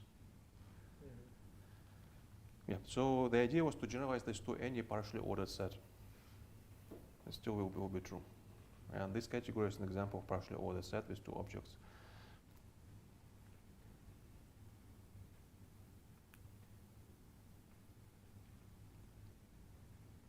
Do you know some other examples? Yeah, I think we have other examples, right? Yeah, we do. Okay, so maybe you can tell us how. I have one example for sure, and I have an idea how to generalize it. Actually, an explicit example is consider a category of commutative rings with all the assumptions we made before, so we all unitary and so on. So we have this, and what lives here? We have the ring of integers z, and its localization by everything except for 0 quite easy. At the 0 ideal, I mean just Q. And the thing is, this embedding is both monomorphism and epimorphism. And I'm going to prove it. The first thing to prove is that it is a monomorphism. And it is trivial because we have already noticed that any injection in a category which is concrete is a monomorphism. So it is indeed a monomorphism. But how to prove that it is a let's put it another way. We can no, it should work. And now if we want to establish any kind of a ring morphism from Q anywhere, we claim that all we need to know is where the unit goes. Because when we know it, we can recover everything else. What I want to prove now is that it is an epimorphism. So now consider two different maps from Q to some other ring, let's be R. And what do we want? What do we need to prove? We need to prove that given this composition and this composition, they are equal. It implies that these two maps were equal. And how do we do it? We do it very easily. If this composition, and this composition is equal, it can be translated to a more basic phrase. The restriction of these maps to the subset Z is equal. We are equal. So, but if we have some ring homomorphisms, let them be F and H, such that F of n equals H of n for any given n, we can easily deduce from this that it still works for any fraction, because it's a homomorphism, so it equals Fn divided by Fn, and here we have H n divided by Hn. So if we had these restrictions equal, when these maps would be equal as well. So now we know two things. We know that it is still a monomorphism because it's an injection, but it's an epimorphism because for any two given F and H such that these compositions coincide, these two maps were equal in the first place. So it's indeed an epimorphism. So now we combine all the knowledge we have already gained, and we conclude that it is indeed a mono and epi, but not iso, because obviously these are not isomorphic rings. Мне кажется, хочется позволить без деления нуля, потому что там вдруг фантом нет. Yeah, actually we were talking about Z and Q. These are explicit rings with no zero divisors and any kind of this. But we can easily generalize it, I guess, to any kind of localization of at least of this kind, where we take some ring, let it be K is bad, it would be, let it be R prime, not to be confused with this R. And if we take QR, the frillo fractions, it will work as well. But only if R prime is domain. Yeah. I have already said that maybe not as low as it should be, but R is thought to be a domain. Yeah, I think this works. I think this works in even more generally. Yeah, we can, and we can consider. I guess it would work if we, for example, considered a larger category of groups and abelian groups, where there would be some situation which could be described as, we could recall the abelianization functor, which sends. I'm not sure if I'm going to generalize it in the right way, so I just. No, I just wanted to say that you can do the following. You can take any commutative ring, you can map this to the localization, and essentially the same argument shows that this is an epimorphism always. Yes. So we don't know that this is a monomorphism because in principle this map could have a kernel. So if you know that there is no kernel, that would be a general example. Yeah, and by the way, in this example, we also see an example of situation where we have a epimorphism, right, in this category, which is not surjective as a map of sets. But isn't it true that if I have a bijection of sets, it is also an isomorphism in the category which is considered? I have an exercise about this, yes. Yeah, but before we do this, so we have an example now of an mono plus epi, which is not an isomorphism. How about, and this is an example of an epimorphism which is not surjective. How about example of a mono in a concrete category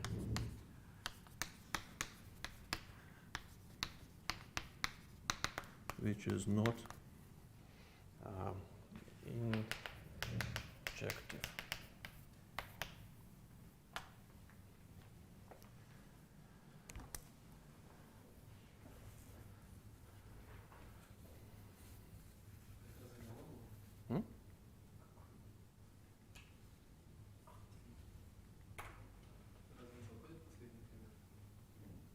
Какой?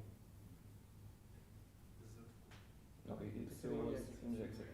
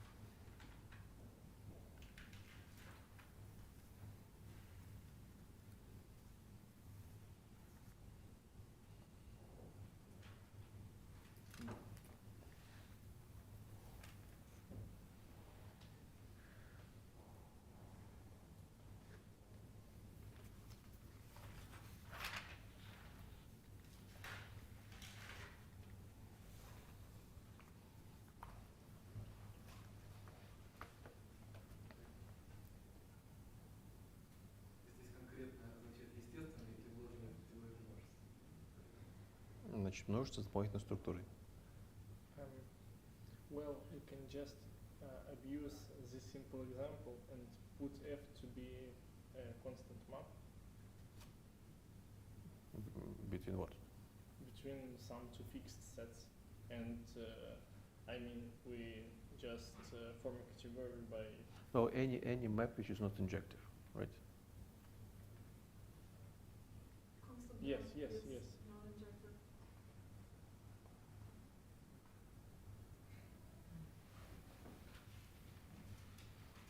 Yeah, I think this works, right? If you take just any non-injective map.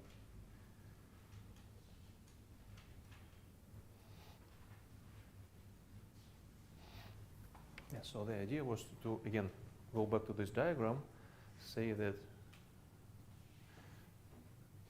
kind of what we do. We consider a subcategory of the category of sets. These objects are just two sets, two given sets, right? All the morphisms that we preserve in this category is just two identity morphisms and one additional morphism which is not an injective map, right? So then again, this condition that this is a monomorphism is trivial because, well, we have only one here. And this is not an injective. So this is kind of artificial construction of this situation. But Maybe something like covering of circle with line and category where of local isometry, something like that. I'm not sure about local. With fixed submission equation. Yeah. Fixed point. Yeah, I like this. I like this idea. Yeah. So this is what you actually studied in the first year in topology. Or you can consider a category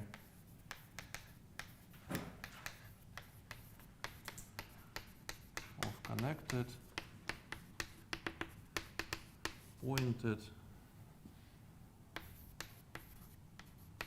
locally simply connected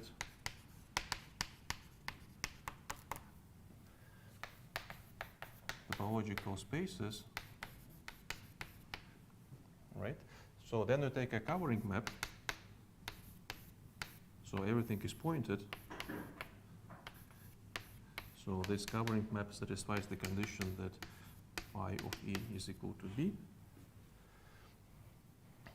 And consider a situation when you have two maps. Say this is, well, I have also point here, right? So now suppose we know that these two compositions, pi composed with G1 is the same as pi composed with G2. And we also know that the G1 of X is the same thing as G1 of X is the same thing as G2 of X, right? So then G1 is equal to G2. This is a standard theorem from the topology.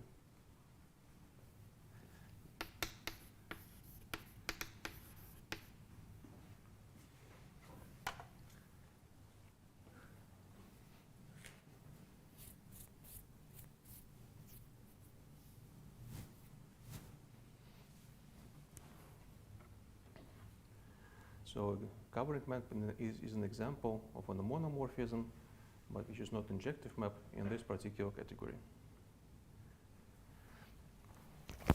If you want to have another algebraic example, do you want to see an algebraic example?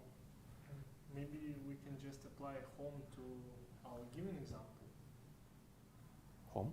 I mean, home with not fixed first place and some, for example, Q quotient by Z on the second place.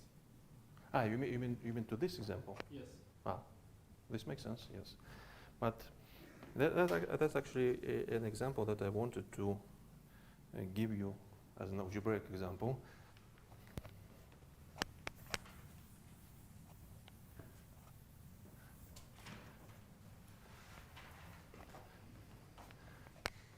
And this is based on another category. So this is a full subcategory in the category of abelian groups. So this is divisible groups, division groups, I'm not sure. So this is groups that have the property, so G is an object in this category, means that the G is equal to the NG, and this is true for any N. Well, probably it's not equal to 0. Right? So it means that I take any element in the group G, and I can present this element as a product of some integer and some other element which exactly means that every element is divisible by any non-zero integer. What is the product of an integer and an element in a vector group? No, it's just a set of all elements of the form n, g, such that g is in g. Or you can say that you have a natural map, which is just multiplication on n, and this is the image of this map.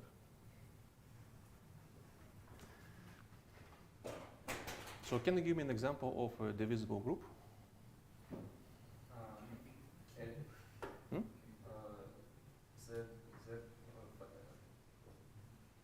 Any residue residue ring, for example, z over nz, for n prime. No, I'm not sure that this works. No. No, hopefully it doesn't work. Oh, yeah. So I like this example. Q is one of the examples of a divisible group, and you can easily check that any quotient of a divisible group is divisible. So, for example, this is also divisible.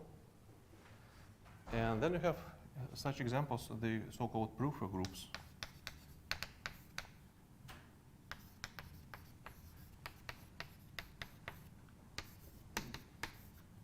Well, the notation for this is z p to the infinity, and this is by definition a quotient of the z adjoin 1 over p modulo z, and p is prime.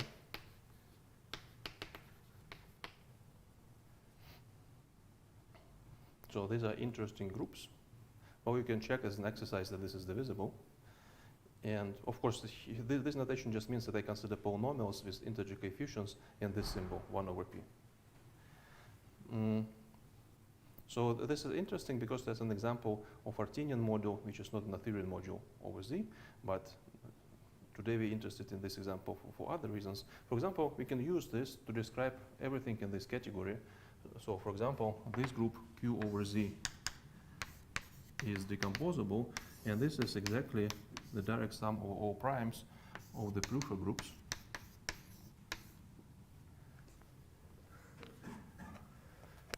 Well, that's another interesting exercise if you haven't seen this before. And why this category is interesting from the point of view of homological algebra? Well, the divisible groups, this is exactly the category of injective objects in the category of modules over integers. So there is a kind of homological theoretical interest in this category. But here, this is just an algebraic example of category.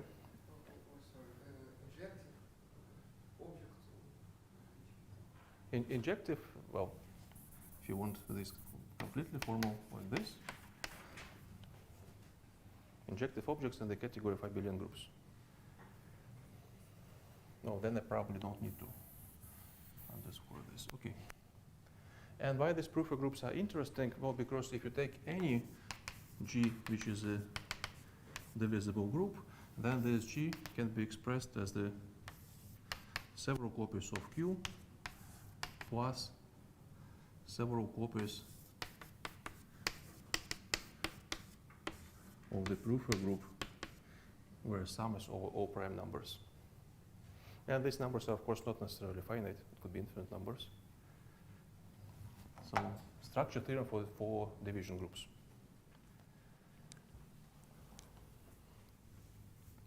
Yeah, and the category of division groups is exactly the category of injective objects in the category of all abelian groups. Это мы увидим. Это просто это как бы почему это интересно. Это была причина, почему это интересная категория. Вы сказали, что этого не было? Не было. Ну, вы тоже на лекции были. На лекции было? Нет, вы же были на лекции, там не было. Вы сказали, что это инъективный объект? Вот этого не было. Не было. This is an announcement what we're going to do in the chapter 4, I think. Okay, in this category, I claim that if you take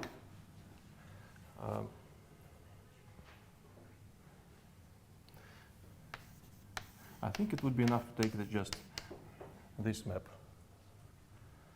Right, so this is clearly not injective, but I claim that this map is mono.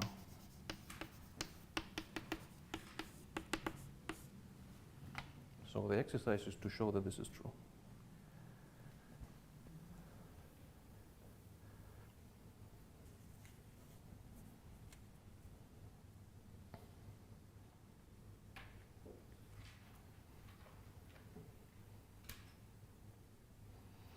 Okay, I need a piece of paper. Can I get a piece of paper? Because I need to write the names of everybody who solved the problem on the seminar. Okay. Thanks. And we start with you. Would you please write your name? Hmm? Anyway. Give a little head.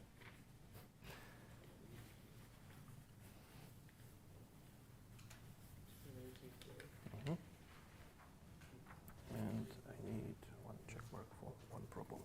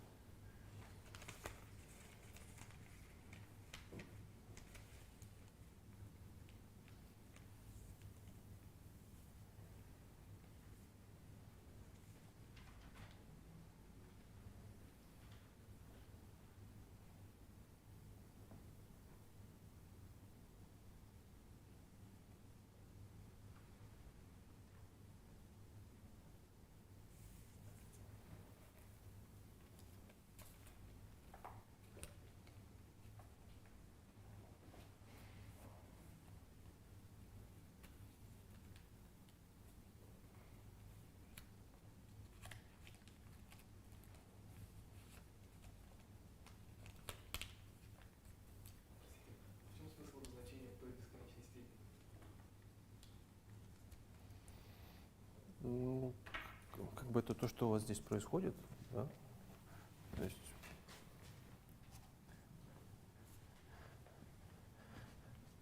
в принципе, что у вас здесь написано? У вас здесь написаны какие-то рациональные числа, которые устроены вот так. And there is no restriction on this n.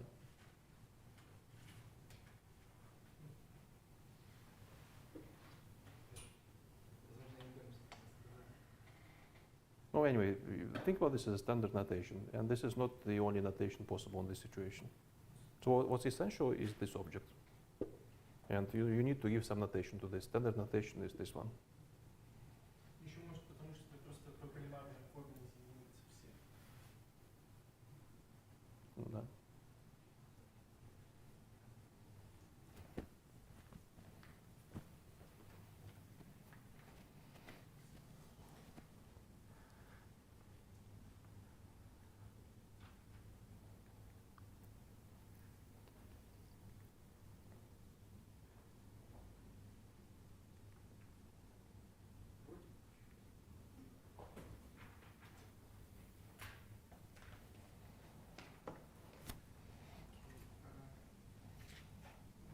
State A to be division ring, and we have Division group. division group. G1, G2, U, U, and we want to prove that if we have an element A here, that we know that G1 of A is some C, it will be fractional part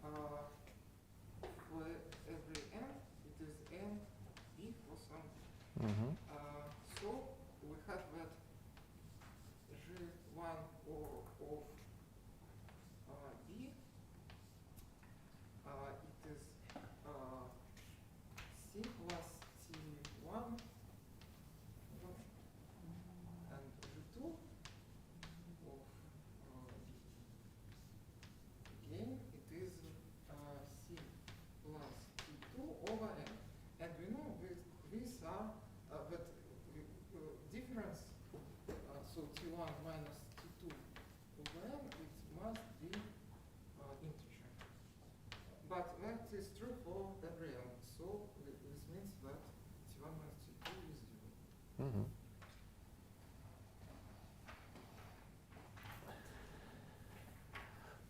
Okay, so first I need your name, and the next exercise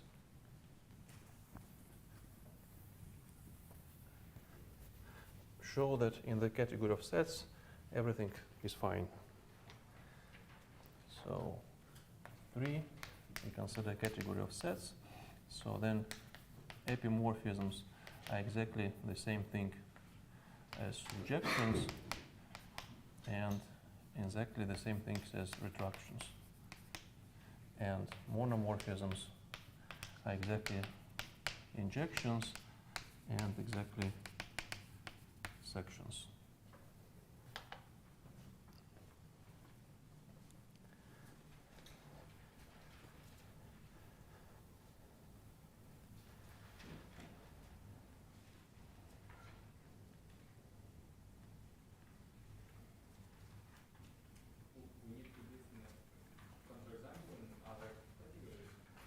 No, in this particular category, we need to show that first 3 notions are the same and the second 3 notions are also the same.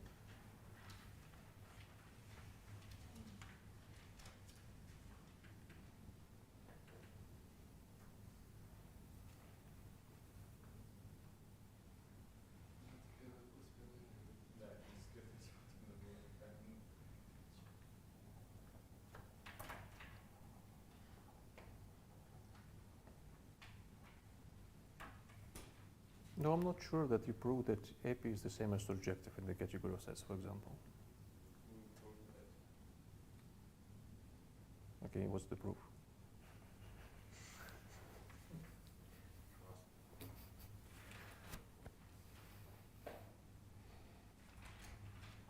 No, mono is the same as injective. I think it's more or less trivial, right? I think epi is the same as surjective. Is well, a little bit less trivial.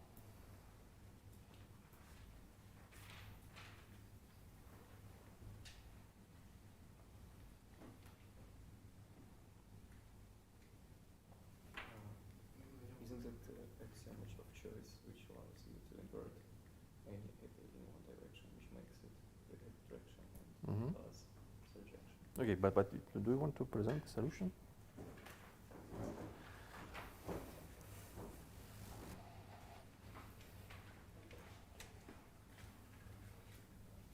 Ну, я доказываю, что любой морфизм, допустим, является ретракцией. Только по-русски, ну, в общем, если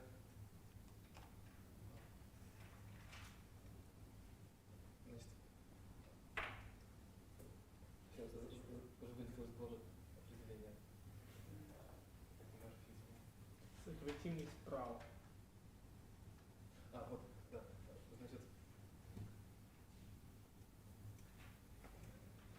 нет, я тут очень долго соображать, наверное, мне больше не сыпалось, извините.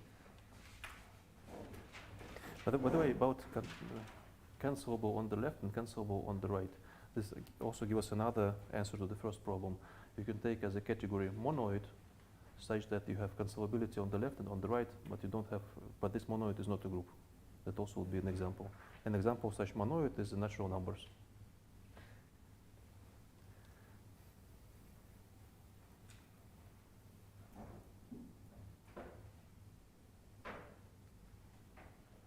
Натуральные числа тоже ведь частично упорядочены. That would be a different category. Natural numbers as a pole set give you different categories. Natural numbers as a monoid. In the pole set, you have infinitely many objects. In the monoid, you have only one object. And natural numbers are just arrows.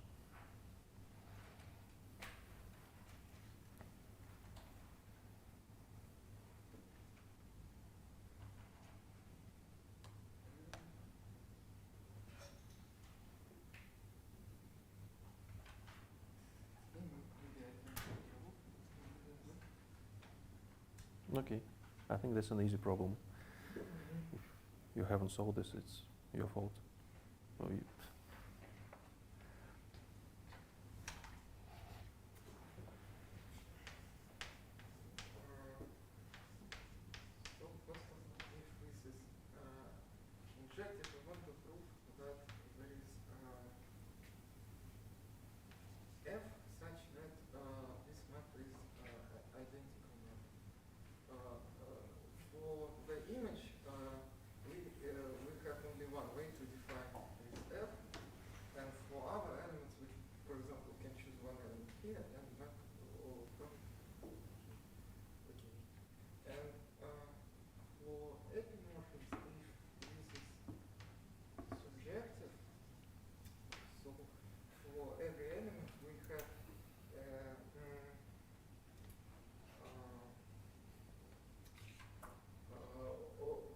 elements which map to it, for example, and we should choose one element in each pre-image. And here it seems that we use the axiom of choice, and after that we with J is. Yeah. Кстати, а что насчет пустого множества? Ну, если, ну просто чтобы формально правильно все было. If what is empty set? One of them or both of them. No, yes. Okay. If it is subjective, it means that maybe Y is empty set. I guess none of them can be Well, empty. No mapping can be between something and what empty is set. a map? Yes. What is mapped to empty set?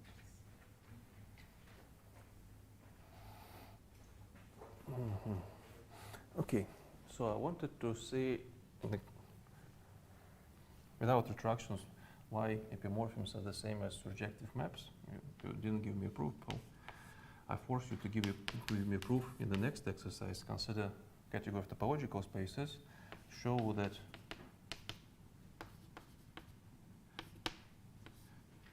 epimorphisms are the same things as surjective maps.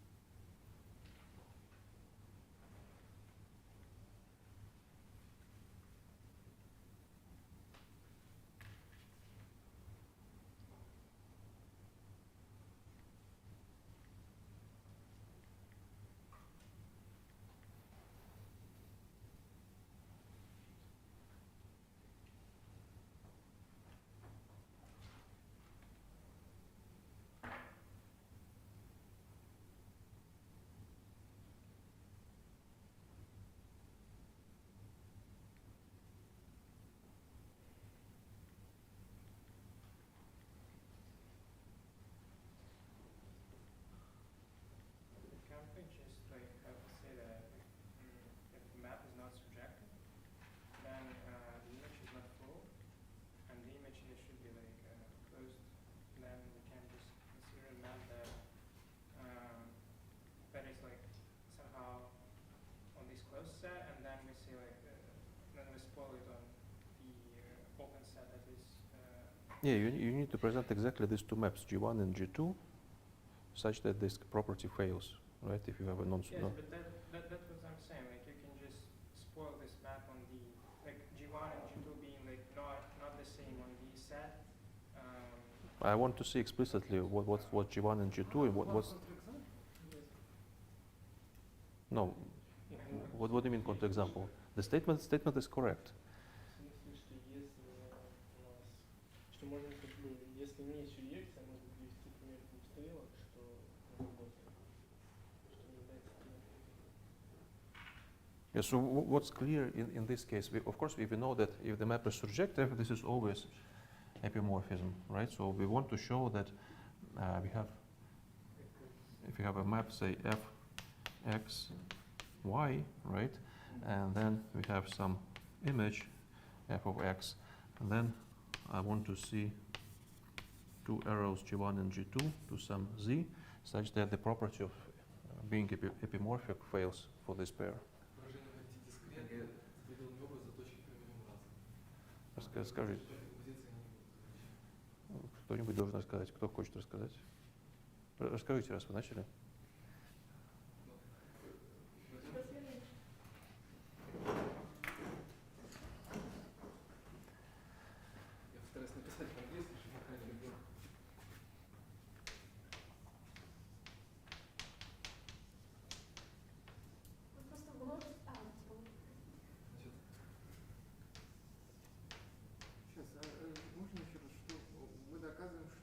эпиморфизма следует сюрректив? Я доказываю, что из несюрреактивности следует не... Mhm.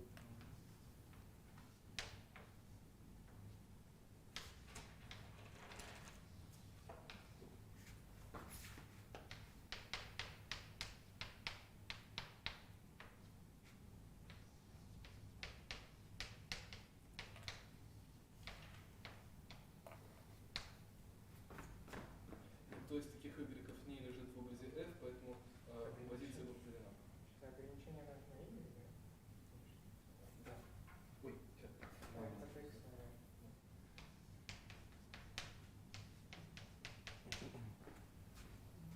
Ну и непрерывно, потому что все непрерывны.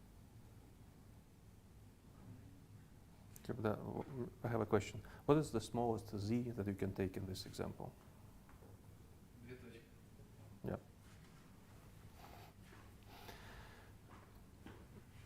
And of course, I can ask you about the monomorphisms and injective maps, but this is a completely trivial question.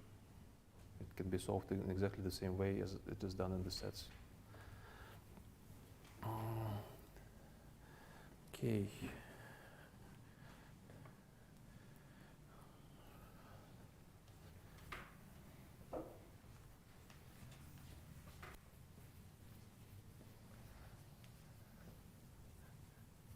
Сейчас, а где мы здесь будем что-то логически?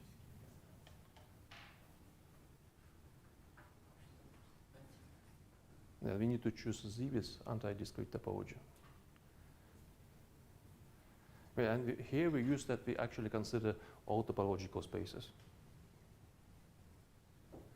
And in the next problem, I want to consider a full subcategory of the Hausdorff topological spaces. Right? So then clearly this argument doesn't work because this is not a Hausdorff space. But still you can characterize epimorphisms, and I claim that epimorphism is exactly dominant maps. So the map x to y is dominant if the closure of the image is y.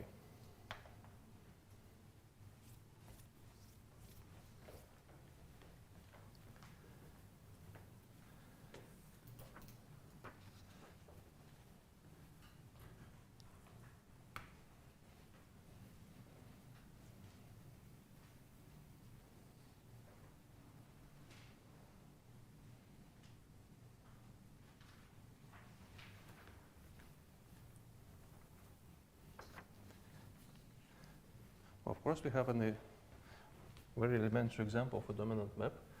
So this would be a map Q is embedded into R. So I claim that this is an epimorphism in this category. This is a concrete category, but of course, this is not a surjective map. So that's another example, topological example.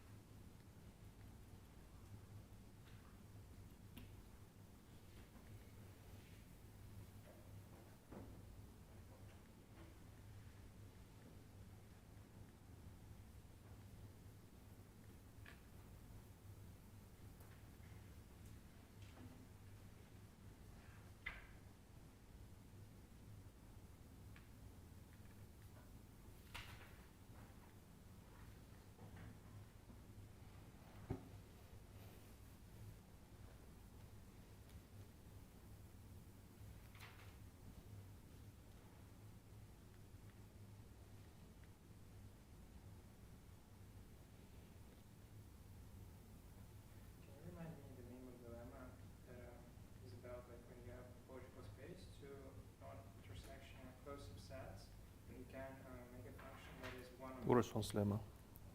yeah. So can we just say that? Urson's lemma is applicable for normal spaces.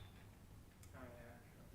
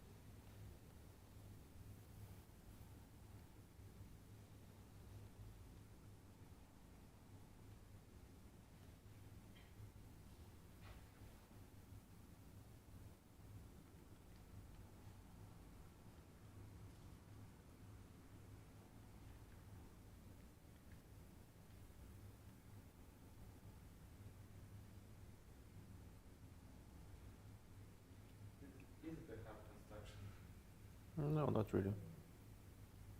How can we build the functions on abstract logical space? У меня есть конструкция, которая строит два окружения, которые различаются на дополнение. Ну, отлично. Это в одну сторону. А с другой стороны почти очевидно. Вот очевидно. С другой читаю. В смысле, про сохранение пределов.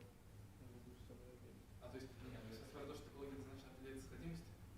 Нет, я не говорю этого, я говорю, что из-за того, что пределы... Короче, если доминант, то тогда эти. Это очевидно. Почему? I think somebody needs to go and present solution. Где функции не равны. So could you do this? Что плохо. Да, что плохо.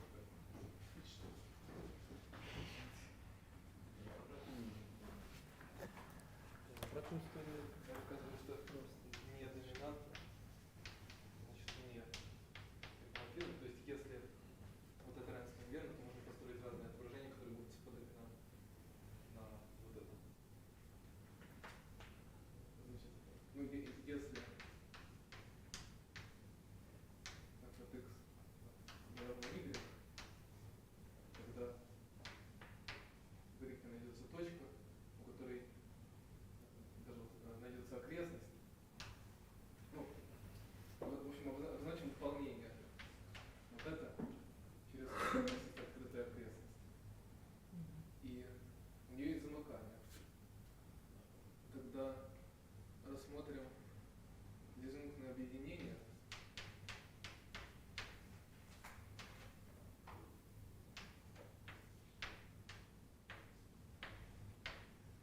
И факторизуем его по совпадению точек вот здесь и вот здесь.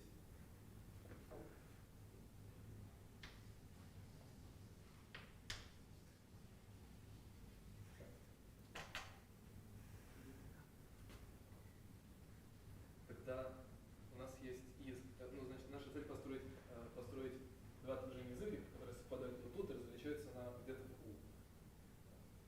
Первое отображение построим, ну, отправим замыкание выложим внутренность U вот в эту копию, а второе вот в эту копию.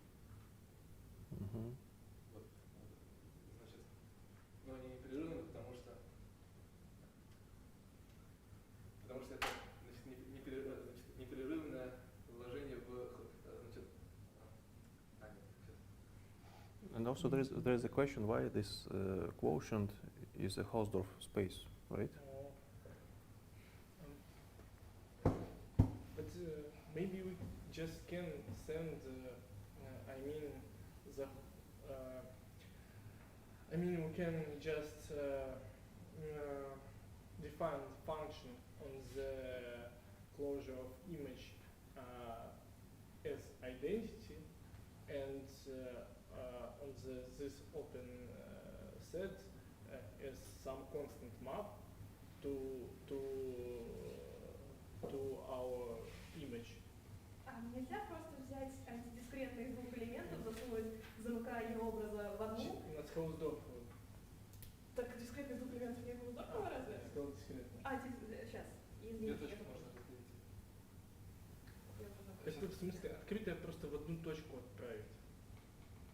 То есть как бы замыкание образа на месте, а открытое в точку. А почему непрерывно? Что про образ открытого это что? Ну, если не содержит эту точку, то открыто. Если содержит, то объединение двух открытых. Ну хорошо. В какое пространство ты отображаешь? В замыкание образа. И все же я считаю, что дискретные все-таки Хаусдорф. И дискретные из 0,1 просто замыкание Нет, образа. сейчас, ну ладно, вот смотри, вот у нас есть плоскость, допустим, вот там это U, а снаружи это X замыкание, на равной с кругом. Ты хочешь сказать, что отображение из плоскости, которая переводит всю эту окрестность вот такую точку непрерывно, да? Ну, она будет разрыв. То есть твое отображение, вот это стоит на месте, а круг переводит в точку. Так, и что? Сейчас. Сейчас. Нет, сейчас круг, в смысле, почему круг, если мы... Ну вот если U это круг. U это круг. А f от x дополнение.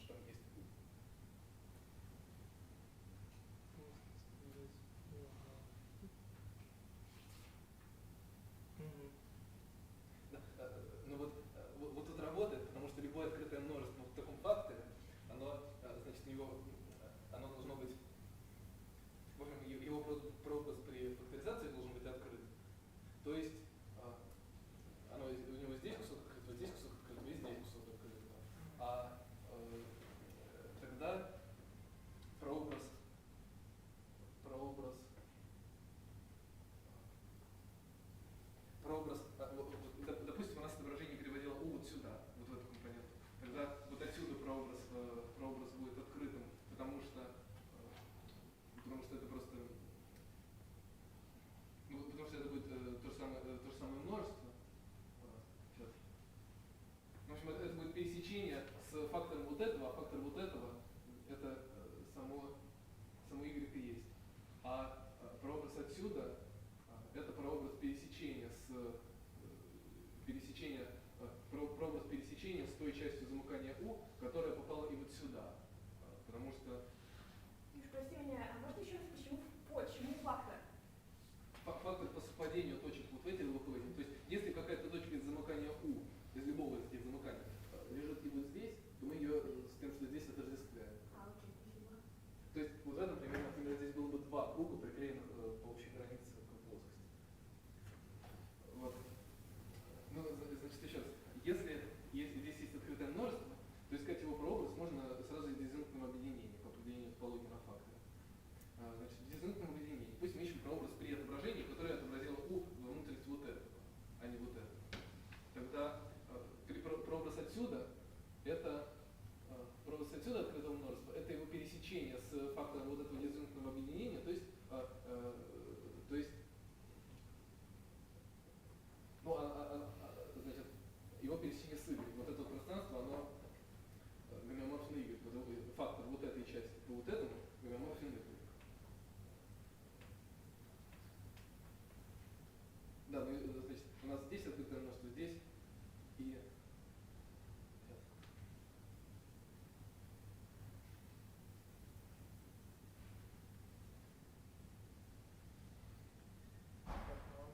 Он точно меня может Вот. Значит, есть такое утверждение, что если два отображения заданы на замкнутых подмножествах, замкнуты на замкнутых подмножествах, покрывающих пространство, и совпадают на их пересечении, то их можно объединить в непрерывное отображение. Поэтому мы рассмотрим отображение, значит, вложение вот в это множество вот таких. Значит, у нас есть непрерывное вложение, непрерывное вложение фактора вот этого.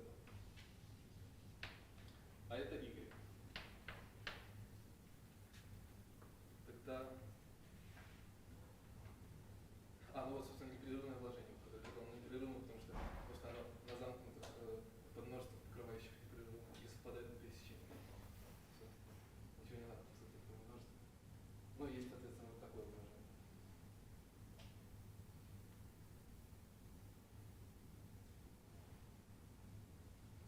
Okay, yeah, so I think that this works, and you cannot really simplify this, maybe just a little bit. I would consider, well, you can probably take y and another copy of y, take k to be the closure of the image, and then in this disjoint union, identify this copy, this closure, and then you need to prove this is Hausdorff, but it's not so hard because you just kind of take closed subset and closed subset, so this works. Can you please So this is essentially the same idea, and solution of this problem is not very simple. So you need something like this. And I suggest that instead of this space, well, maybe we can simplify this a little bit if we consider this space. And I want to glue together y and y, and k is the closure of the image. So then you can try to prove that this is Hausdorff space. And this works because k is a closed subset. And then you have two projections. Well, you essentially can project one copy of y and another copy of y. And they are different. Well, unless k is equal to the y.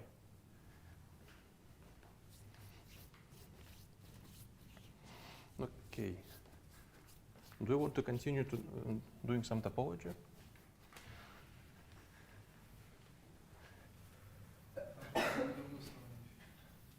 Oh, in other directions, a trivial observation.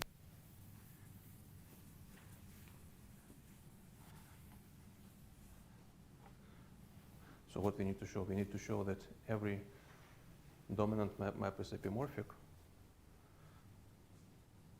Isn't this trivial? No? Can you show a solution? No, on the blackboard.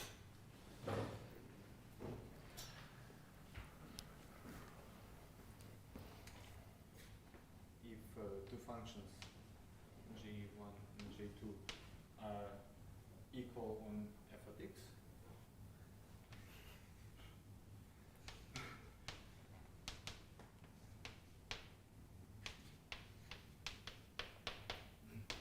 this means that they are equal.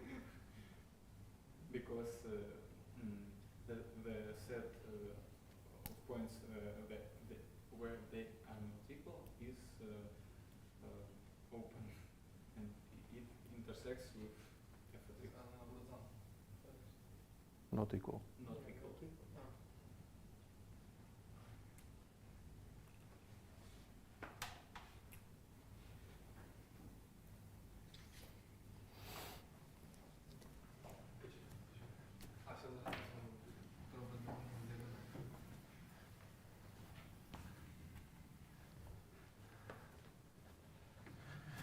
Okay, so now let's consider category of compact Hausdorff spaces. And in the category of compact Hausdorff spaces, show that epimorphisms are exactly surjections. You know the solution? I guess so. Okay.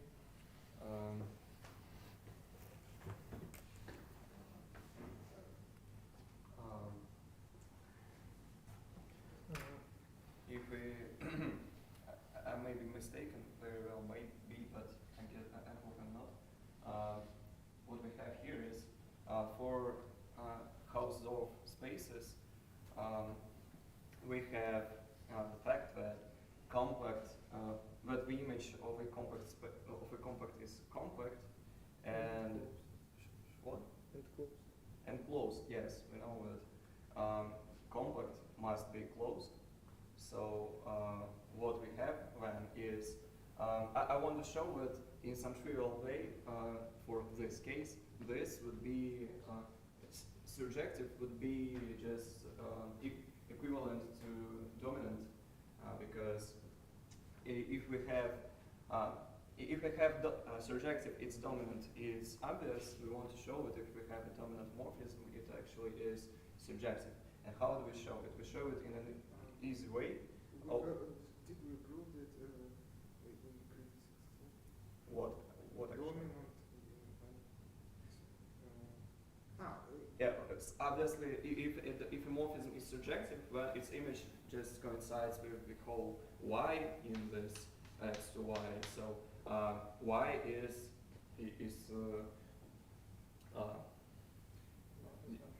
the whole y. It is, and the morphism is dominant. There is no neighborhood in y which. Sorry, I'm not sure that I understand the argument. Could you just maybe write something? Yeah.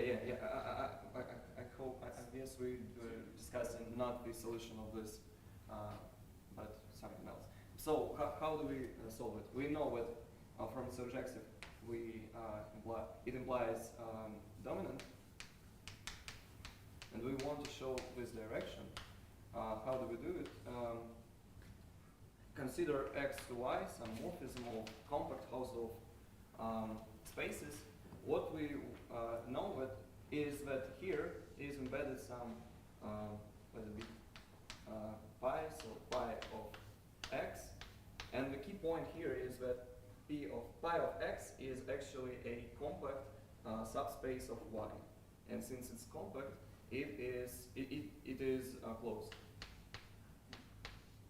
So that's a place where we use some specifics of the Hausdorff spaces. For not Hausdorff spaces, it's not true. But for Hausdorff, yeah, if we have some compact subspace of y, it must be closed. But if we assumed that the morphism was dominant, the closure of this must coincide with y. So since it's both closed and its closure is y, well, it's just y. So Mhm. all we wanted to show is this, and we successfully have done it. Any questions? No?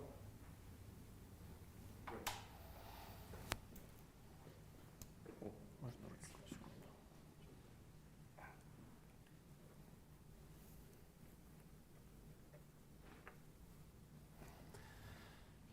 Okay, how much time do you have? I think we have 15 minutes.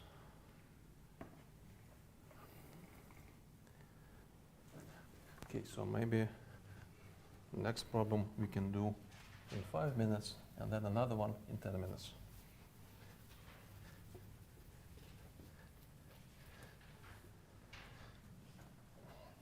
So let's take category of R modules. And the question is the same. Show that the epi is the same as subjective and mono is the same as injective. And then give an example of a section. So retraction, well, let me say split epi. Okay, no. Epi which is not split, and mono which is not split mono.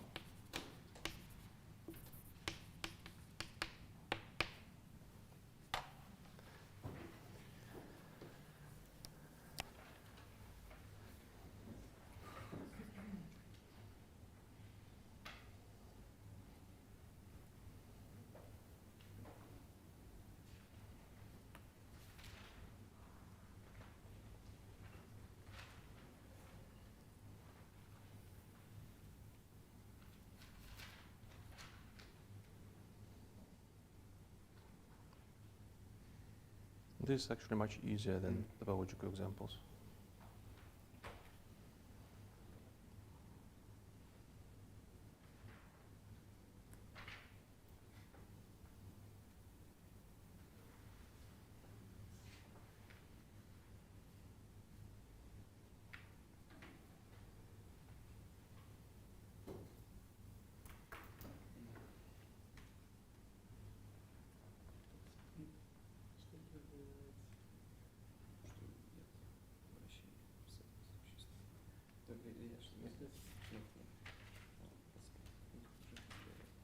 Split epi is the same as retraction.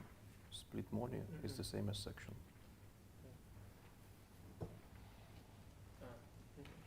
Понял.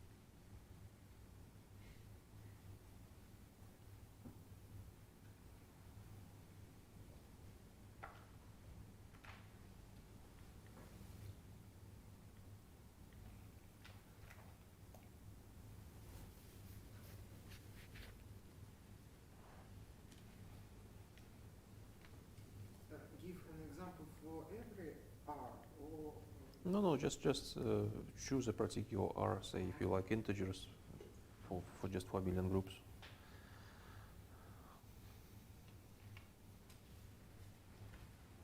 For every R, this won't work. If R is a field, then that's just not true.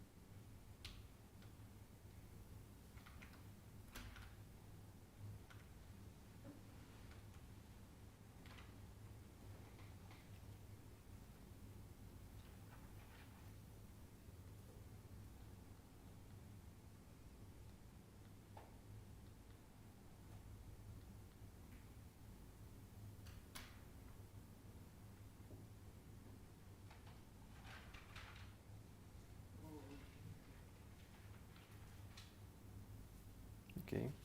Maybe there is someone else who haven't presented the solution to at least today. No?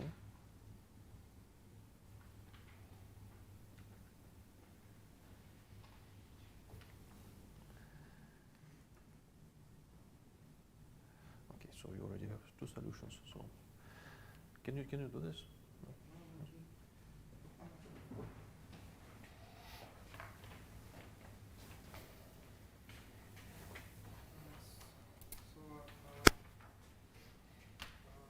We want to prove that if it is not surjective, then it is not epimorphism. Mm-hmm.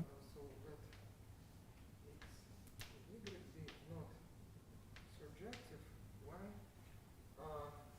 let us consider Y factor number f of x, and we have 2 maps. Yeah, the crucial observation is that in this category we have quotients by any submodule, right? So this is what makes this problem quite easy. Zero map and projection. Mhm. So they are not identical, but with the composition with F is just enough to belong. If Y to Z is not injective, when we want to prove it is not monomorphic. Let us consider kernel of F.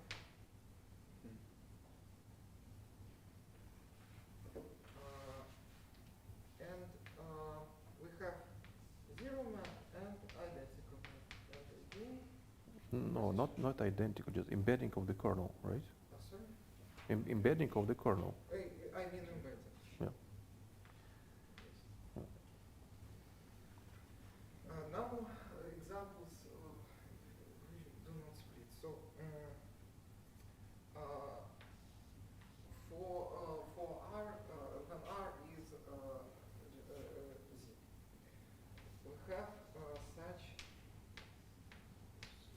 surjection, but it cannot be split. Yep. Because if this splits, it means that Z modulo 4 is just a copy of Z modulo 2 plus Z modulo 2, which is clearly incorrect. And for injection, Z is Q, but again,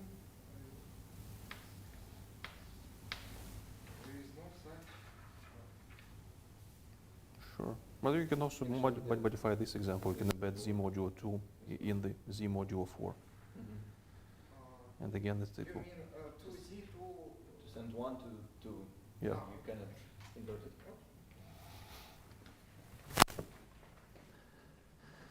Okay, so last problem for today.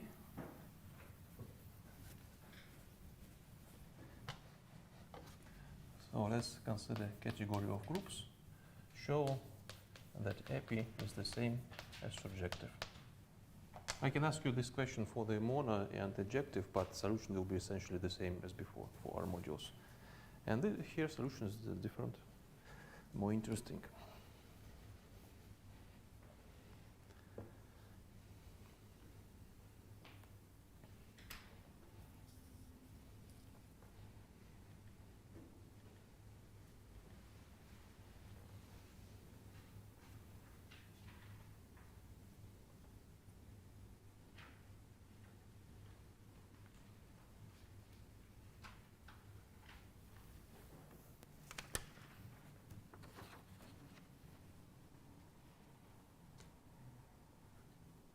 Еще одну галочку за каждую решенную задачу, да. Сейчас. А вы же тоже 2 раза выходили, правильно? По-моему. На половину задачи еще. Нет, вот это будем считать, что решили, а предыдущую что было? Предыдущую, по-моему, дошка это было. Очень просто. Ну, не важно, поставьте, в общем, еще одну галочку. Угу.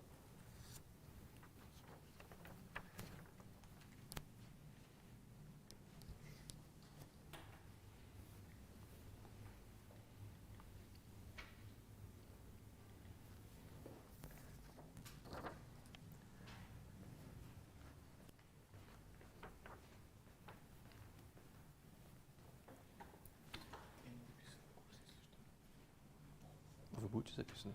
Что? Будете записаны? Ну, тогда это не важно для вас. Вы все равно оценку не получаете.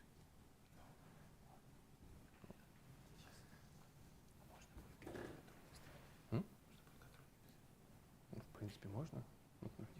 Нет, ну просто вы все равно оценку уже не получите. Ну, как бы.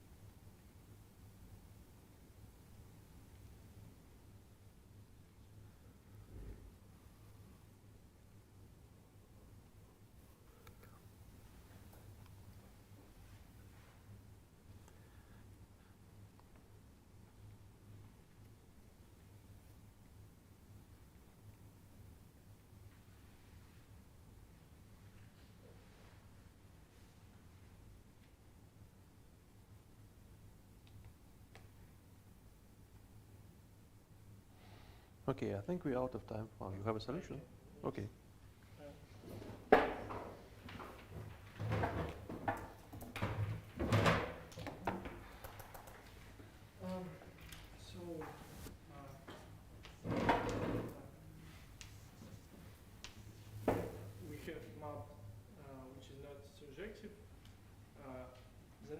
supposed to look at the set of left cassettes,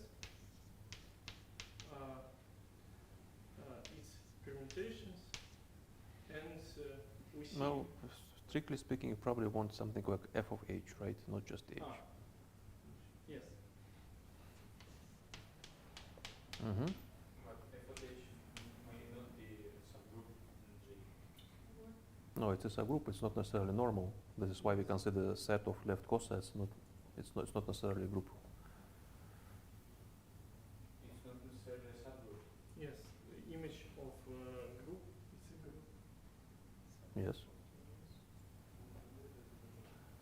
Okay, so of course we can act on left cassettes from the right by G. It will be sigma, and just ascend all to identity. So of course, if we multiply left cassettes by from the right by the element of H,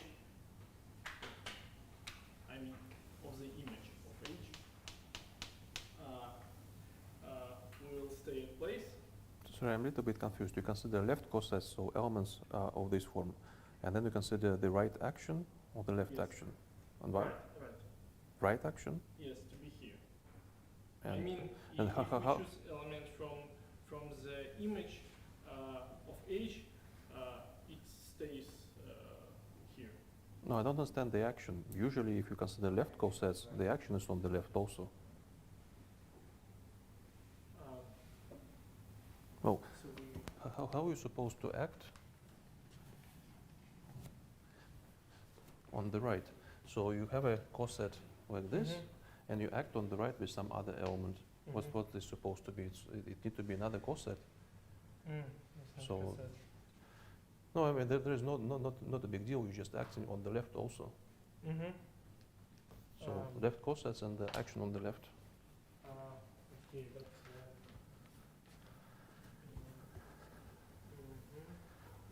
so if we act on the left,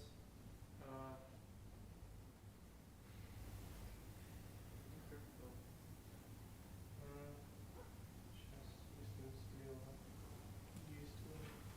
Сейчас получаем фотографию.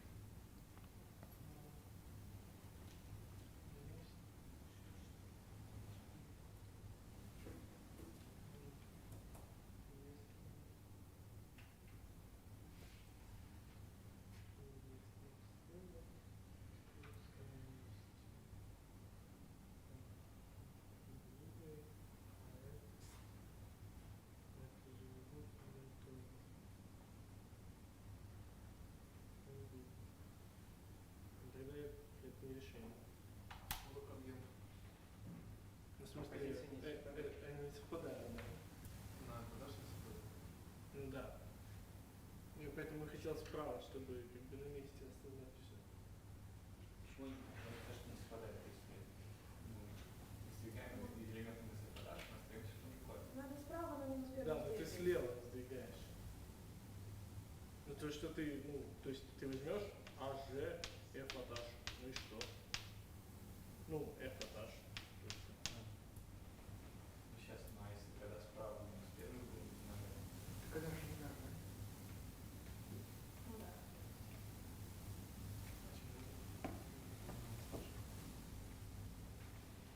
Can we just Почему нельзя умножать с той repeat стороны? this Справа, in a bad Положено.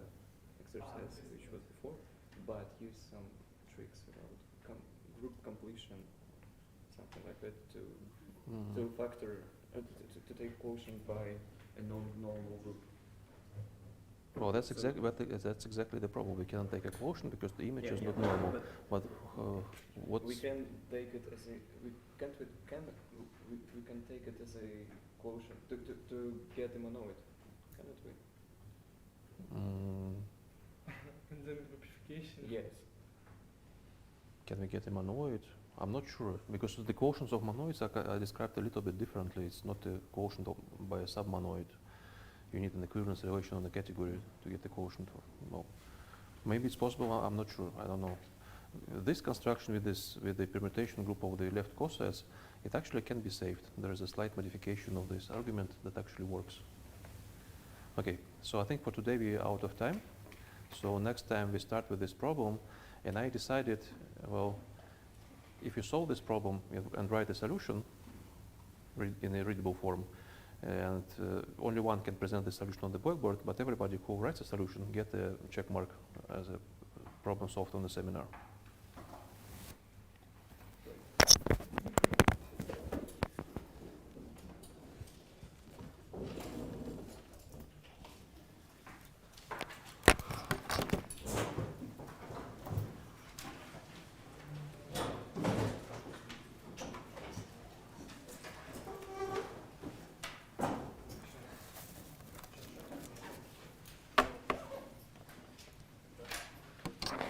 Можно же было просто с определениями подействовать. Только там не на кассетах, а на подгруппах. На перестановках подгрупп действует сопряжение.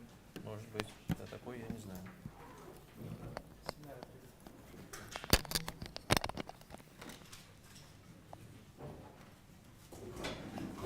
Просто начинаем плоскость.